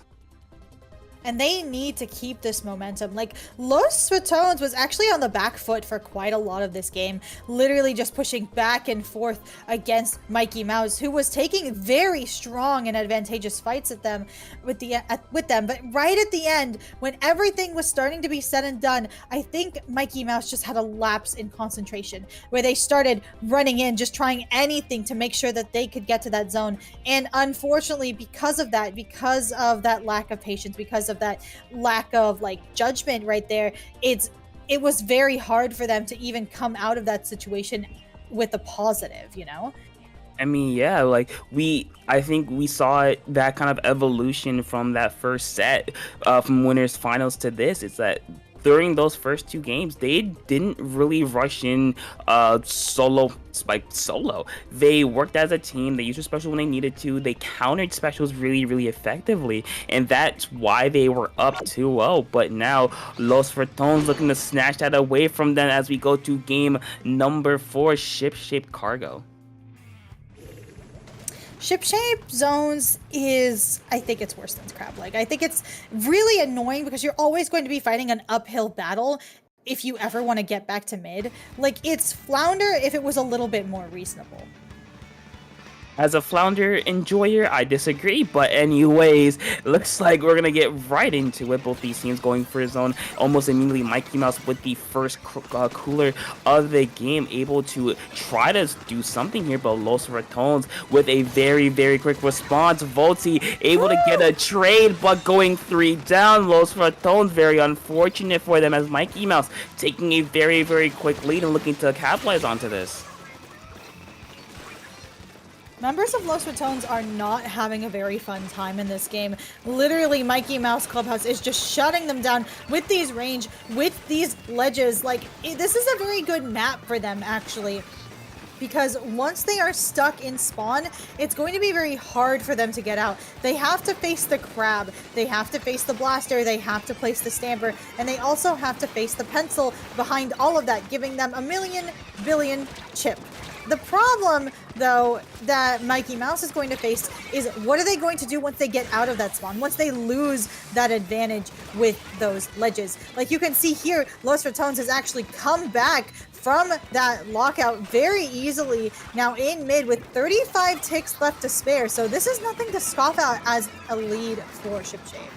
I mean, yeah, but unfortunately for Mikey Mouse, they have no more crab as they get shut down. The only special they have at the ready is that Zipcaster, so they're going to have to make a lot of uses that. There it is, the Zipcaster going to get popped, going straight for the pencil, forcing him out of zone, but Jared, hold on, getting two picks out of there is very, very helpful for them. Volti jumping in. Unfortunately, they're going to go down as well. And Los Ratones, another 3-down situation for them. And Mikey Mouse looking very, very strong. Not looking to give up any more space than they need to. Popping this crab, trying to cause some chaos. And so far it is working, forcing Jared to pop crab in response. There's a cooler for Los Ratones. There's the strikes. There's the crab. Everything in the kitchen sink is being thrown at the zone, and they are able to cap it. Los Ratones barely able to cap it, though Mikey Mouse did go 2 down, and suddenly Los Ratones is going to be having a little bit of difficulty capping it as Mikey Mouse ends up coming back, spawning in, literally just rushing at that zone with that same aggression that we were talking about. So quick, so fast. Like, even that Zipcaster going down, right? Like, it's going to allow the members of Mikey Mouse to hold control of this court now and allow them to try and lock out Los Ratones once again. And if they can have a successful lockout for more than a few seconds, it's going to end up breaking their penalty. I mean, I know while you were speaking, the crab for Mikey Mouse just kind of shut down Volti's Zuka as soon as it was popped. That's very, very unfortunate. Mikey Mouse with a very, very strong hold, getting it down to 15 ticks left, though Los Ratones now looking to go down without a fight. Jared and Volti in the zone going for a pick. That's gonna work. That's gonna be 1 down, and Los Ratones able to recapture zone, but not able to get any of the space around it, as Mikey Mouse just very quickly able to respond. And Mikey Mouse here actually taking care of this pencil, like literally targeting like that pencil above all else, like, and eventually even going down to it. But Mikey Mouse is now 2 members down, which is going to be really good for Los Ratones. If only they can cap it. Now it's literally just the blaster here going forward and actually ending up jumping out. But it's going to be a very tough hold for Los Ratones because everything that Mikey Mouse has, they can realistically throw at them and just destroy their defense. Like, yes, oh, you have a crab? Okay, let me throw another crab. Oh, you have you have strikes? Okay, let me splash down you so you literally can't do anything. Unfortunately for Mikey Mouse, though, time is ticking out and their jumps are getting capped. Their court is being held with an incredible efficiency by this pencil, by this dualies, by this splash, like literally just throwing strikes at the zone in order to keep it for just a little bit longer. Reiki is trying their best to get a pick on the zone, or at least paint it with Zipcaster as the rest of their teammates go down, and that is game 4 for Los Ratones, bringing us to a grand finals game 5 match point for both teams. Now, game 5, we have 2 outcomes here. Both of them kind of exciting. On Los Ratones, a reverse sweep in grands to put a stamp on a very, very dominant run. Or you have Mikey Mouse looking just to get a bracket reset, but unfortunately they weren't able to close it out in that last game. It was just, again, like you said, their entire court was painted that blue shade that they did not like to see. They were kind of forced out by the pencil, by the dualies. They just went down at the most inopportune moments, and that kind of led to their downfall in the situation where we're at right now with game number 5 of grand finals. Los Ratones looking to end it here, but Mikey Mouse looking for that bracket reset and a chance at victory. I mean, getting a bracket reset in this kind of environment is going to be pretty insane. Like, I think what happened that last game on Shipshape was definitely a repeat of the end of Haggled, like just winning for the entire game and then slipping up right at the end and getting so caught up in needing to get back that zone, needing to go so far, so fast, so quickly that you end up stumbling over your own feet and falling on your own face. And evidently, like you could see, like people jumping into spawn, people trying to, rush that zone without like even looking and seeing, hey, is this a good jump? Like, what could I just not walk out and get the same amount, of value? That being said, we are going to be going to Manta zones. So Mikey Mouse Clubhouse is going to need to get a steal on their nerves to be able to hold that nerve in, to be able to succeed at this bracket reset. It must be really anxiety inducing, but if they're going to be able to, it's going to be huge. Both of these coolers are now going to be coming out at the same time as the crab comes out on Mikey Mouse Clubhouse, pushing them through that left side, getting the members of Los Ratones to jump out, and now it's going to just really be Jared in the street fighting Reiki on that stamper. Yeah, but actually Jared with a really interesting switch, going to the Dowser Dualies, the second kit, I forgot what they called it, but they're going with the second kit with the burst bomb, with the strikes, try to use those strikes to affect the tower, but the Zipcaster going crazy, getting Jared, but unfortunately going to go down themselves, and Mikey Mouse Clubhouse looking to keep control of zone. That's exactly what they're going to do, popping another cooler to try to push their advantage, but they really got to take care of that top left side, because that's where the pencils are going to be. That's where they're going to try to push out of, or try to move from street, as Mikey Mouse going to get down to 60, but Los Ratones kind of moving up slowly, trying to get out of their street. Mikey, though, able to get one, going to go down. Unfortunately, Jared able to get 2, leaving only the pencil. The Zipcaster, the Stamper trying to go in. It's not going to work, and Mikey Mouse not looking to let go, getting it down to 25 on their first push. Unfortunately for them, the Zuka comes out from Volti, trying to get as much mileage as they can. Everyone's down except for Harshi, and Harshi is going to be fighting to keep that right zone for just a little bit longer, and now Los Ratones is going to start mounting their comeback. Jared on these Sea Dowsers are going to be starting on this left side with these strikes, pushing out members of Mikey Mouse from being able to retake. Unfortunately, though, not going to be very successful as that splash is on that zone. Actually, as I say that, they go down immediately to that aggression from Los Ratones, now literally just keeping that control of that zone, holding it with the iron hand that I was talking about.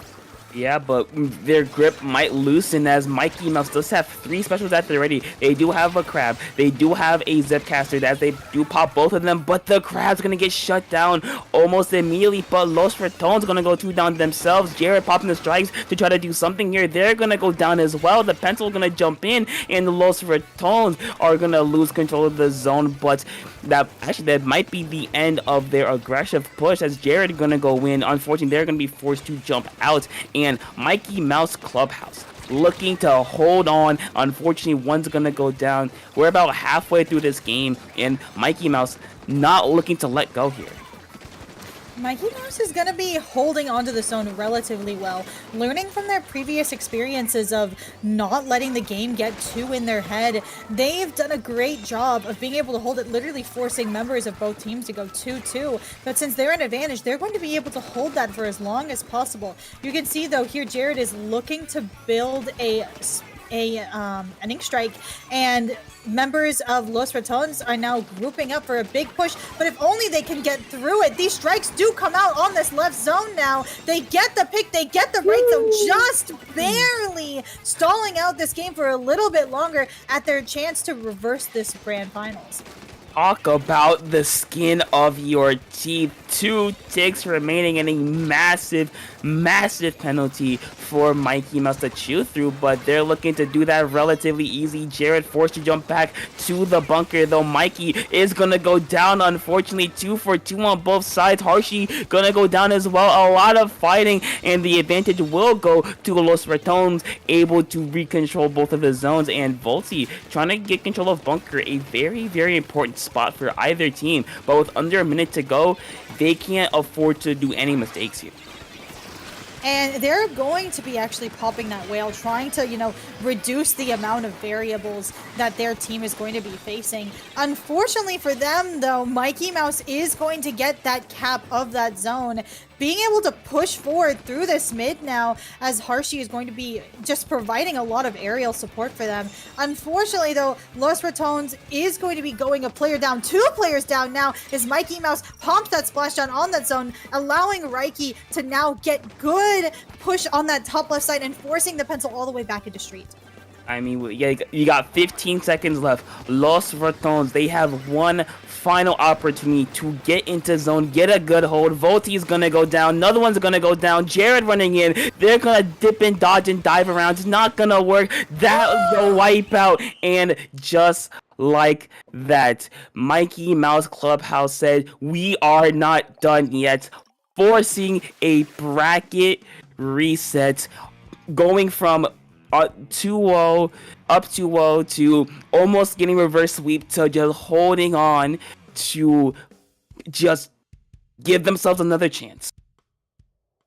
I mean, and what a strong play, right? From this Manta game, you could see Los Raton now was getting in their own head, really, just trying to push so hard against Mikey Mouse, who had such a strong advantage on this map, I will say, with that stamp, with that splash, with that blaster. Like, it's really hard to fight against something like that. Now, Los Ratones is not quite out of it yet, because now they're in their losers bracket match. Now, this is the final definitive match for them. Mikey just did such a good job holding. They've been molded by their struggles, like the pains that they've gone through today, literally losing in a clean sweep versus Los Ratones, and now coming back through that losers bracket after learning some kind of new thought, strategy, secret that they've figured out.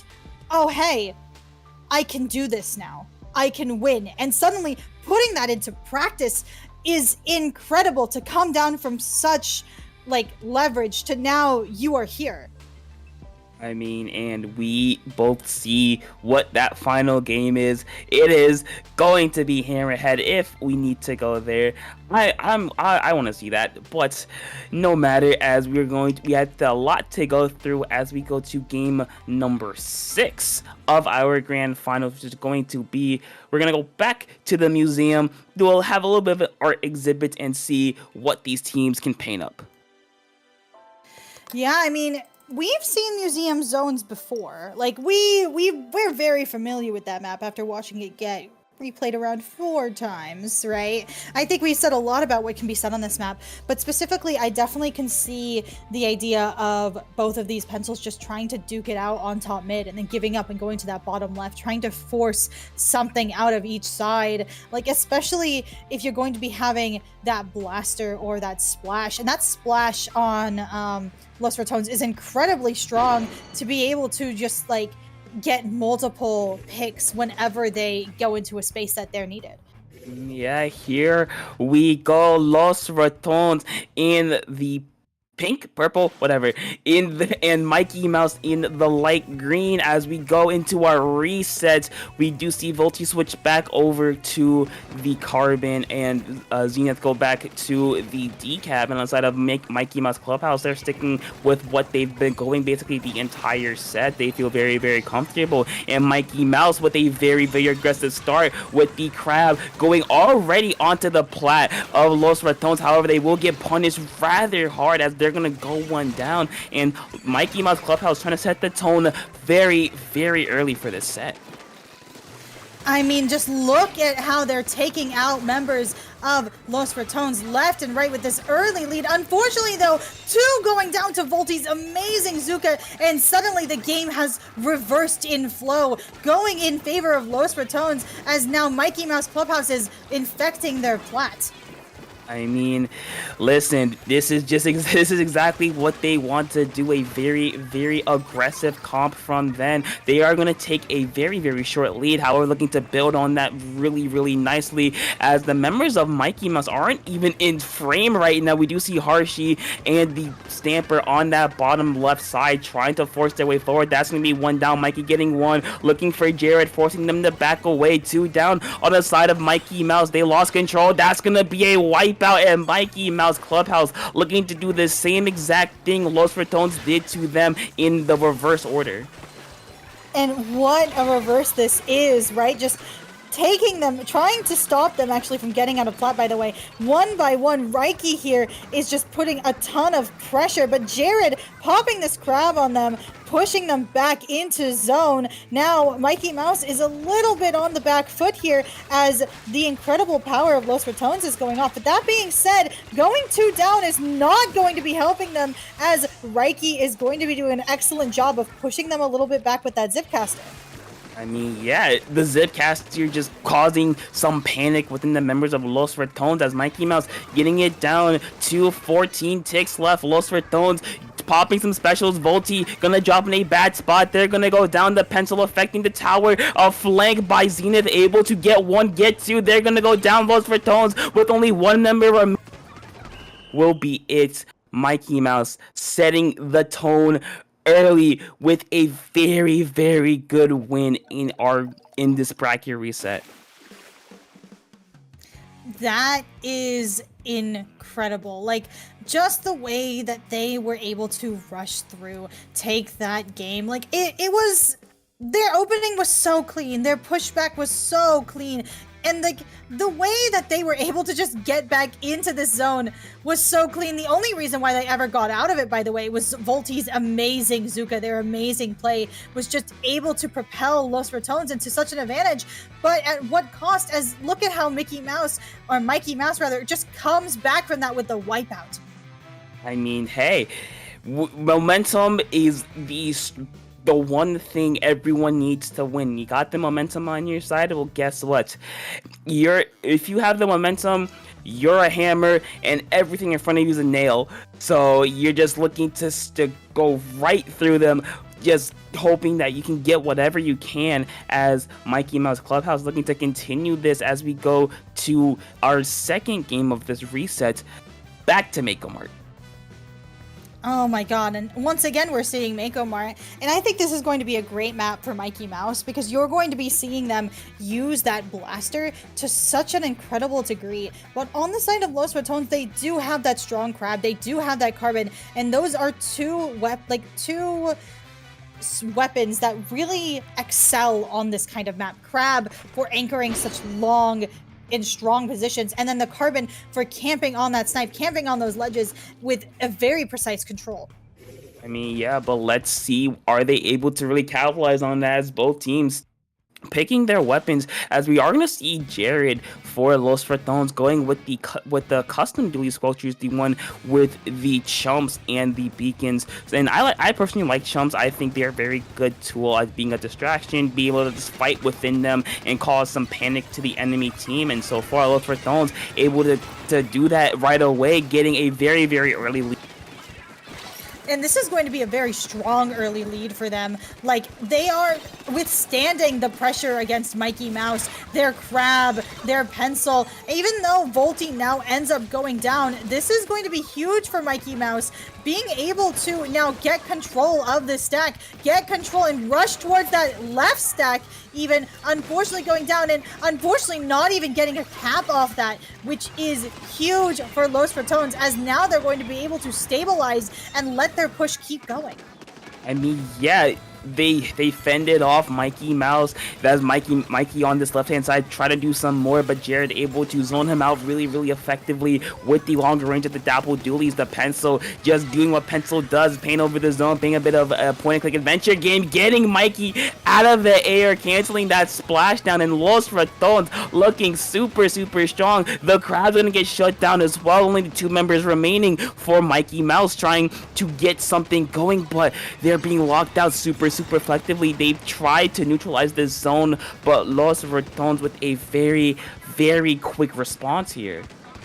Yeah, Los Fortones, this is their map. This is their mode. Literally anything Mikey Mouse could throw at them, they can just hold off on it. They impenetrable wall versus an unstoppable force. And unfortunately for Mikey Mouse, Los Fortones takes this first game of the bracket reset. I mean, you know what? We won't talk about a response. Mikey Mouse had a very, very strong opening on Museum, and then the Los Fortones said, you know what? This is our map mode. We're gonna do whatever we want, and that's exactly what they did. Because I don't think Mikey Mouse even got on the board. Yes, they neutralized it, but they didn't cap zone the entire time. Right? Like, they got a really strong pick on Volty right near the start there. And I actually thought that it was going to result in a zone flip. But unfortunately, members of Mikey Mouse just could not follow up on that kind of pressure. Like, even though there was an opening, there was no way for them to follow up on it. And unfortunately for them, Los Fortones ended up winning that game without even flipping control to the other side. I mean, hey, like you said earlier, this is their map mode. This is exactly what they want to do. They played it to their best. They played it to their advantage, and now the momentum may be slowly shifting into the side of Los Fortones, maybe just a little bit, but can they carry this as we go to game number 3, the Ramen Bowl, Robo Ramen? Oh my goodness gracious. Robo Ramen is sure a map mode of all time. It's got like such a small zone in the middle to allow players to, do Reef Slider, Crab, Strikes. All of these are super strong, really strong for a Carbon to just swim through that zone. You're also going to be having a lot of sprinklers on that big ramen bowl at the top just for a little extra paint. Like, it's going to be variable, and it's going to be allowing both teams a lot of opportunities to get in.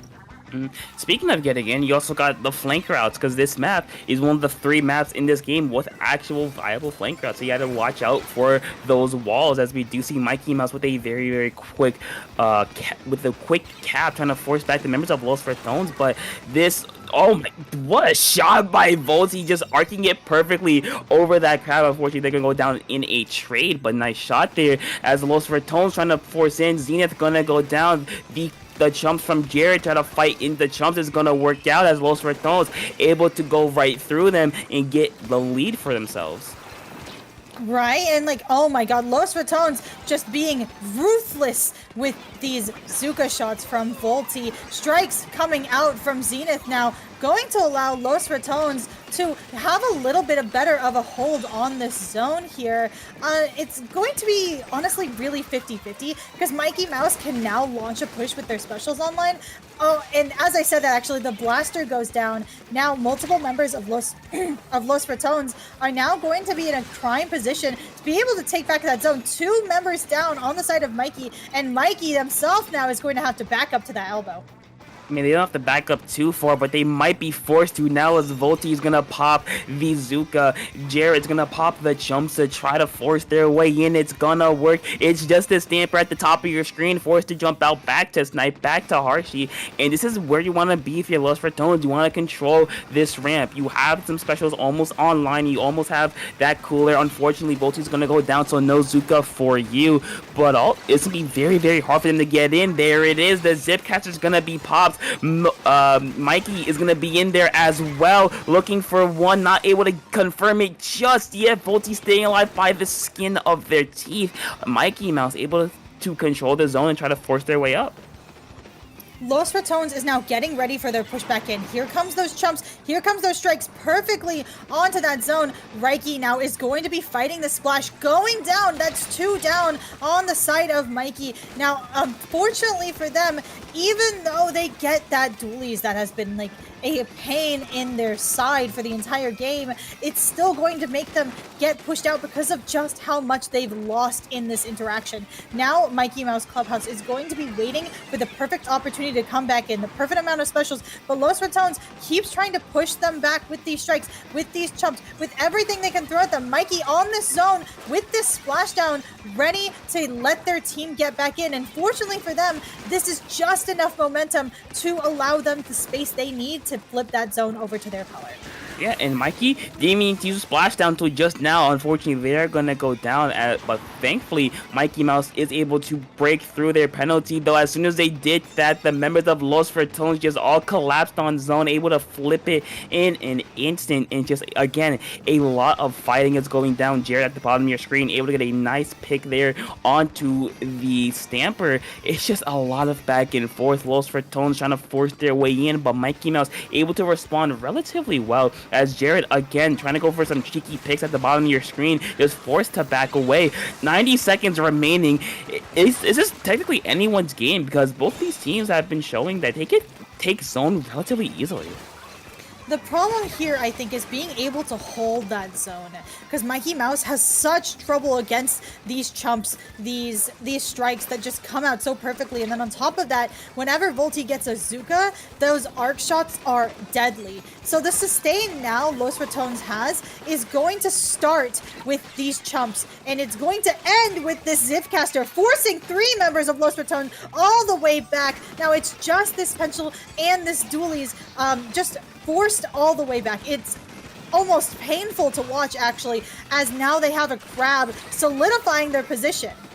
I mean, yeah, we have less than 40 seconds remaining. Mikey Mouse pushing the members of Los Ratones back. One gonna go down. Volti getting a trade, though unfortunately that's not what you want to see if you're Los Ratones. You need those confirmed kills. The Stamper gonna get Jared. The strikes are gonna come out and just barely flip the zone. The Zuka is gonna get one. Mikey with the splash is gonna get another 2. We're just seeing bodies fall left, right, and center. 15 seconds remaining. Jared's gonna go down. There is a Crab on the side of Mikey Mouse at the ready. They do decide to pop it to force this fight, to try to force Los Fortones back. The strikes again. You see the members of Mikey Mouse backing up to paint over. Volti is in the zone. They're by themselves. It's not gonna work. And Mikey Mouse Clubhouse will fight their way back and will take the game.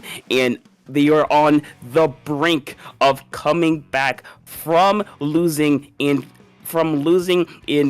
winners finals to a sweep, mind you, to fighting back in the losers finals, to forcing a bracket reset, to now an opportunity. They are 5 minutes away from taking Triton-Cup here.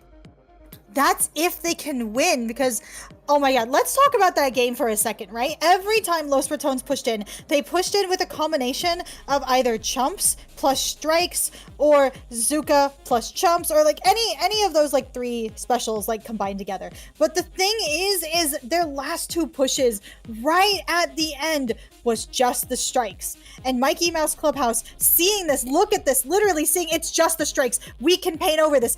Zoning in on Volti as Volti rushes through, gets the pick, but that pick and them dying on zone meant that Los Ratones ended up losing, because look at just how they could not get that zone back. it was incredible to be able to even pick up on that. Honestly, those last few strikes only pushes, like, and by the way, those strikes from Zenith were absolutely textbook, perfectly positioned on that zone, that if there was nothing painting over it, it would have just capped it instantly. Yeah, but the members of Mikey Mouse, they said, you know what? Let's just back up a little bit, paint the strikes, get that out of the way, and then we could do what we were doing. But now, our potential final game of the tourney, Mikey Mouse Clubhouse Los Fratones game number 4 of our bracket reset. It's going to be a map we haven't seen before. It's going to be Flounder Heights, one of my personal favorite maps in the game. It's okay. Listen, you're a bucket player. You like Flounder. I get it. Like, I get it. Like, I get that being said, we are going to be seeing that Dually Squelcher come back out on the side of Los Ratones, and on the flip side on Mikey, we are going to be seeing the Blaster stay out. Like, that Blaster, Mikey's Blaster, is such a strong contender. The first time I ever saw it was in one of the In the Zones, and ever since, it's just been impressing me more and more every time I've watched them.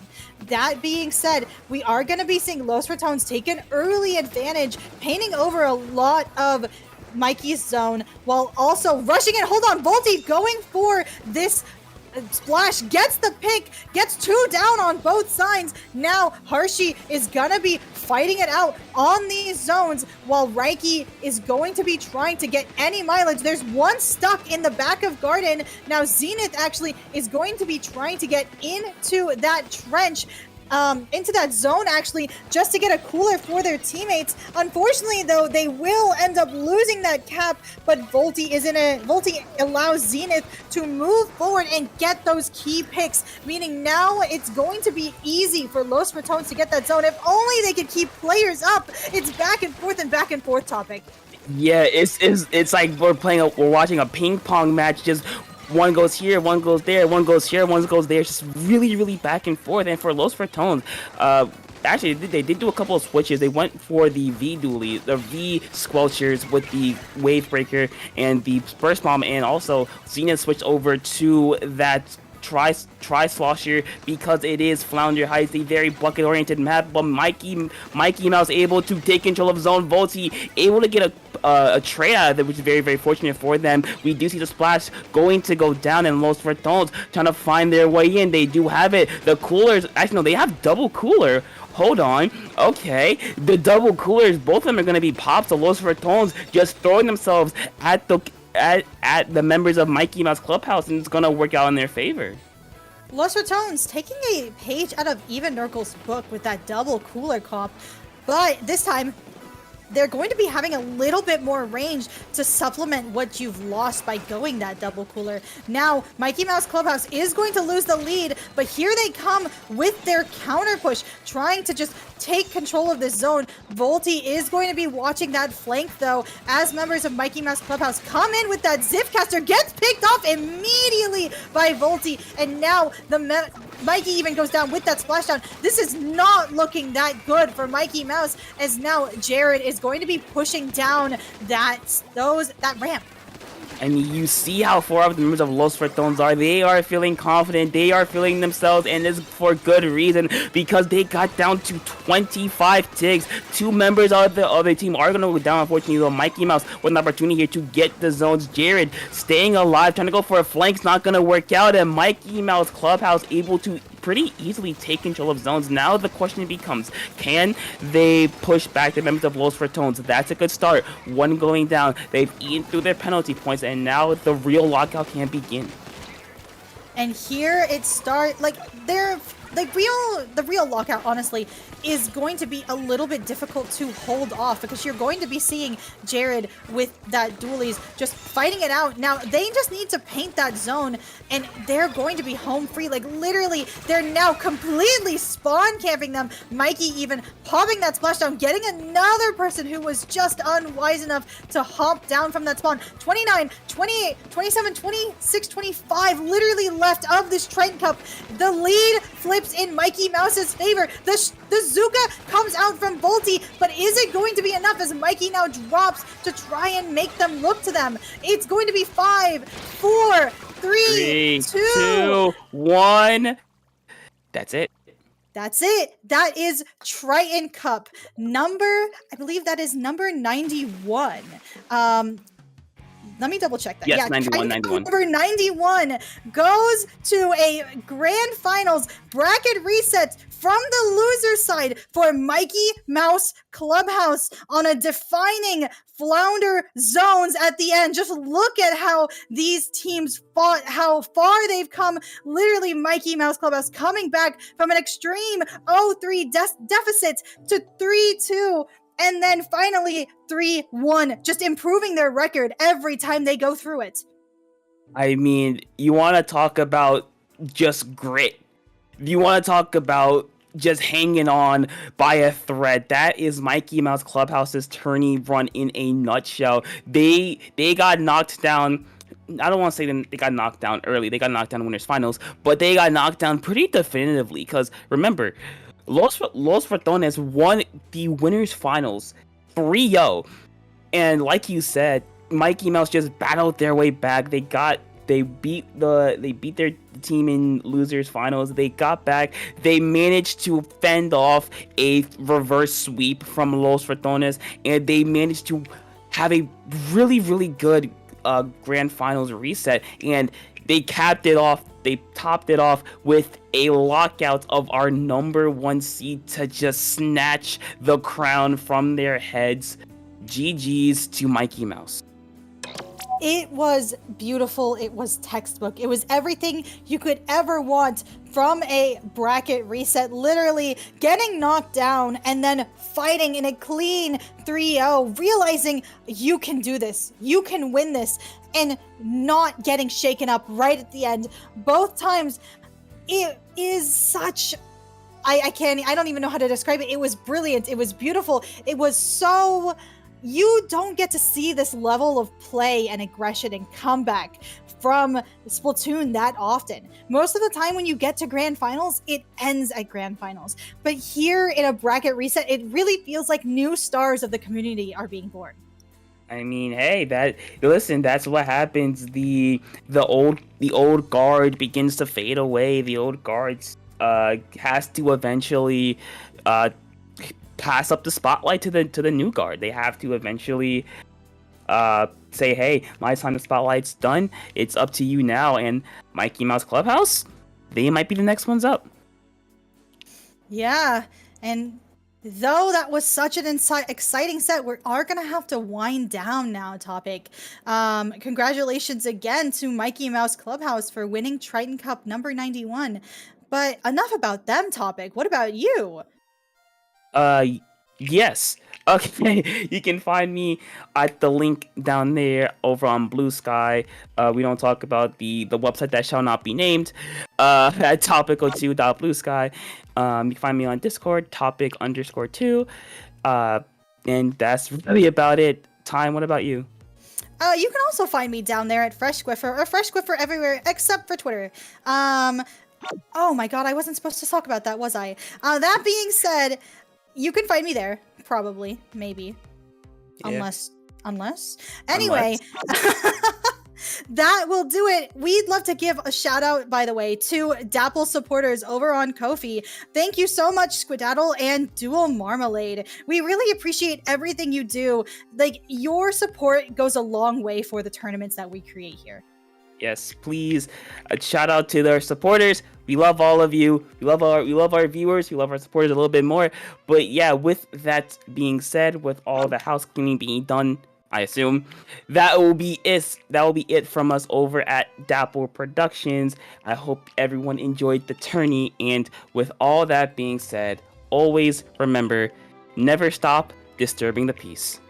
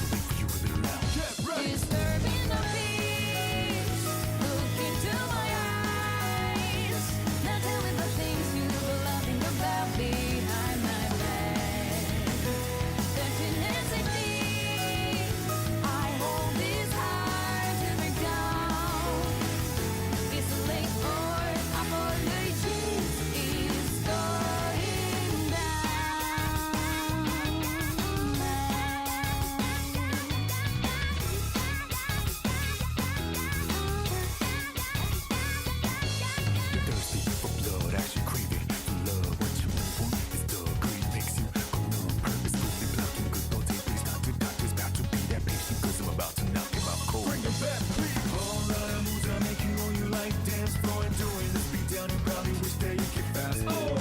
Don't you worry about it, say some ruefully last words after Duke is stood out in the third.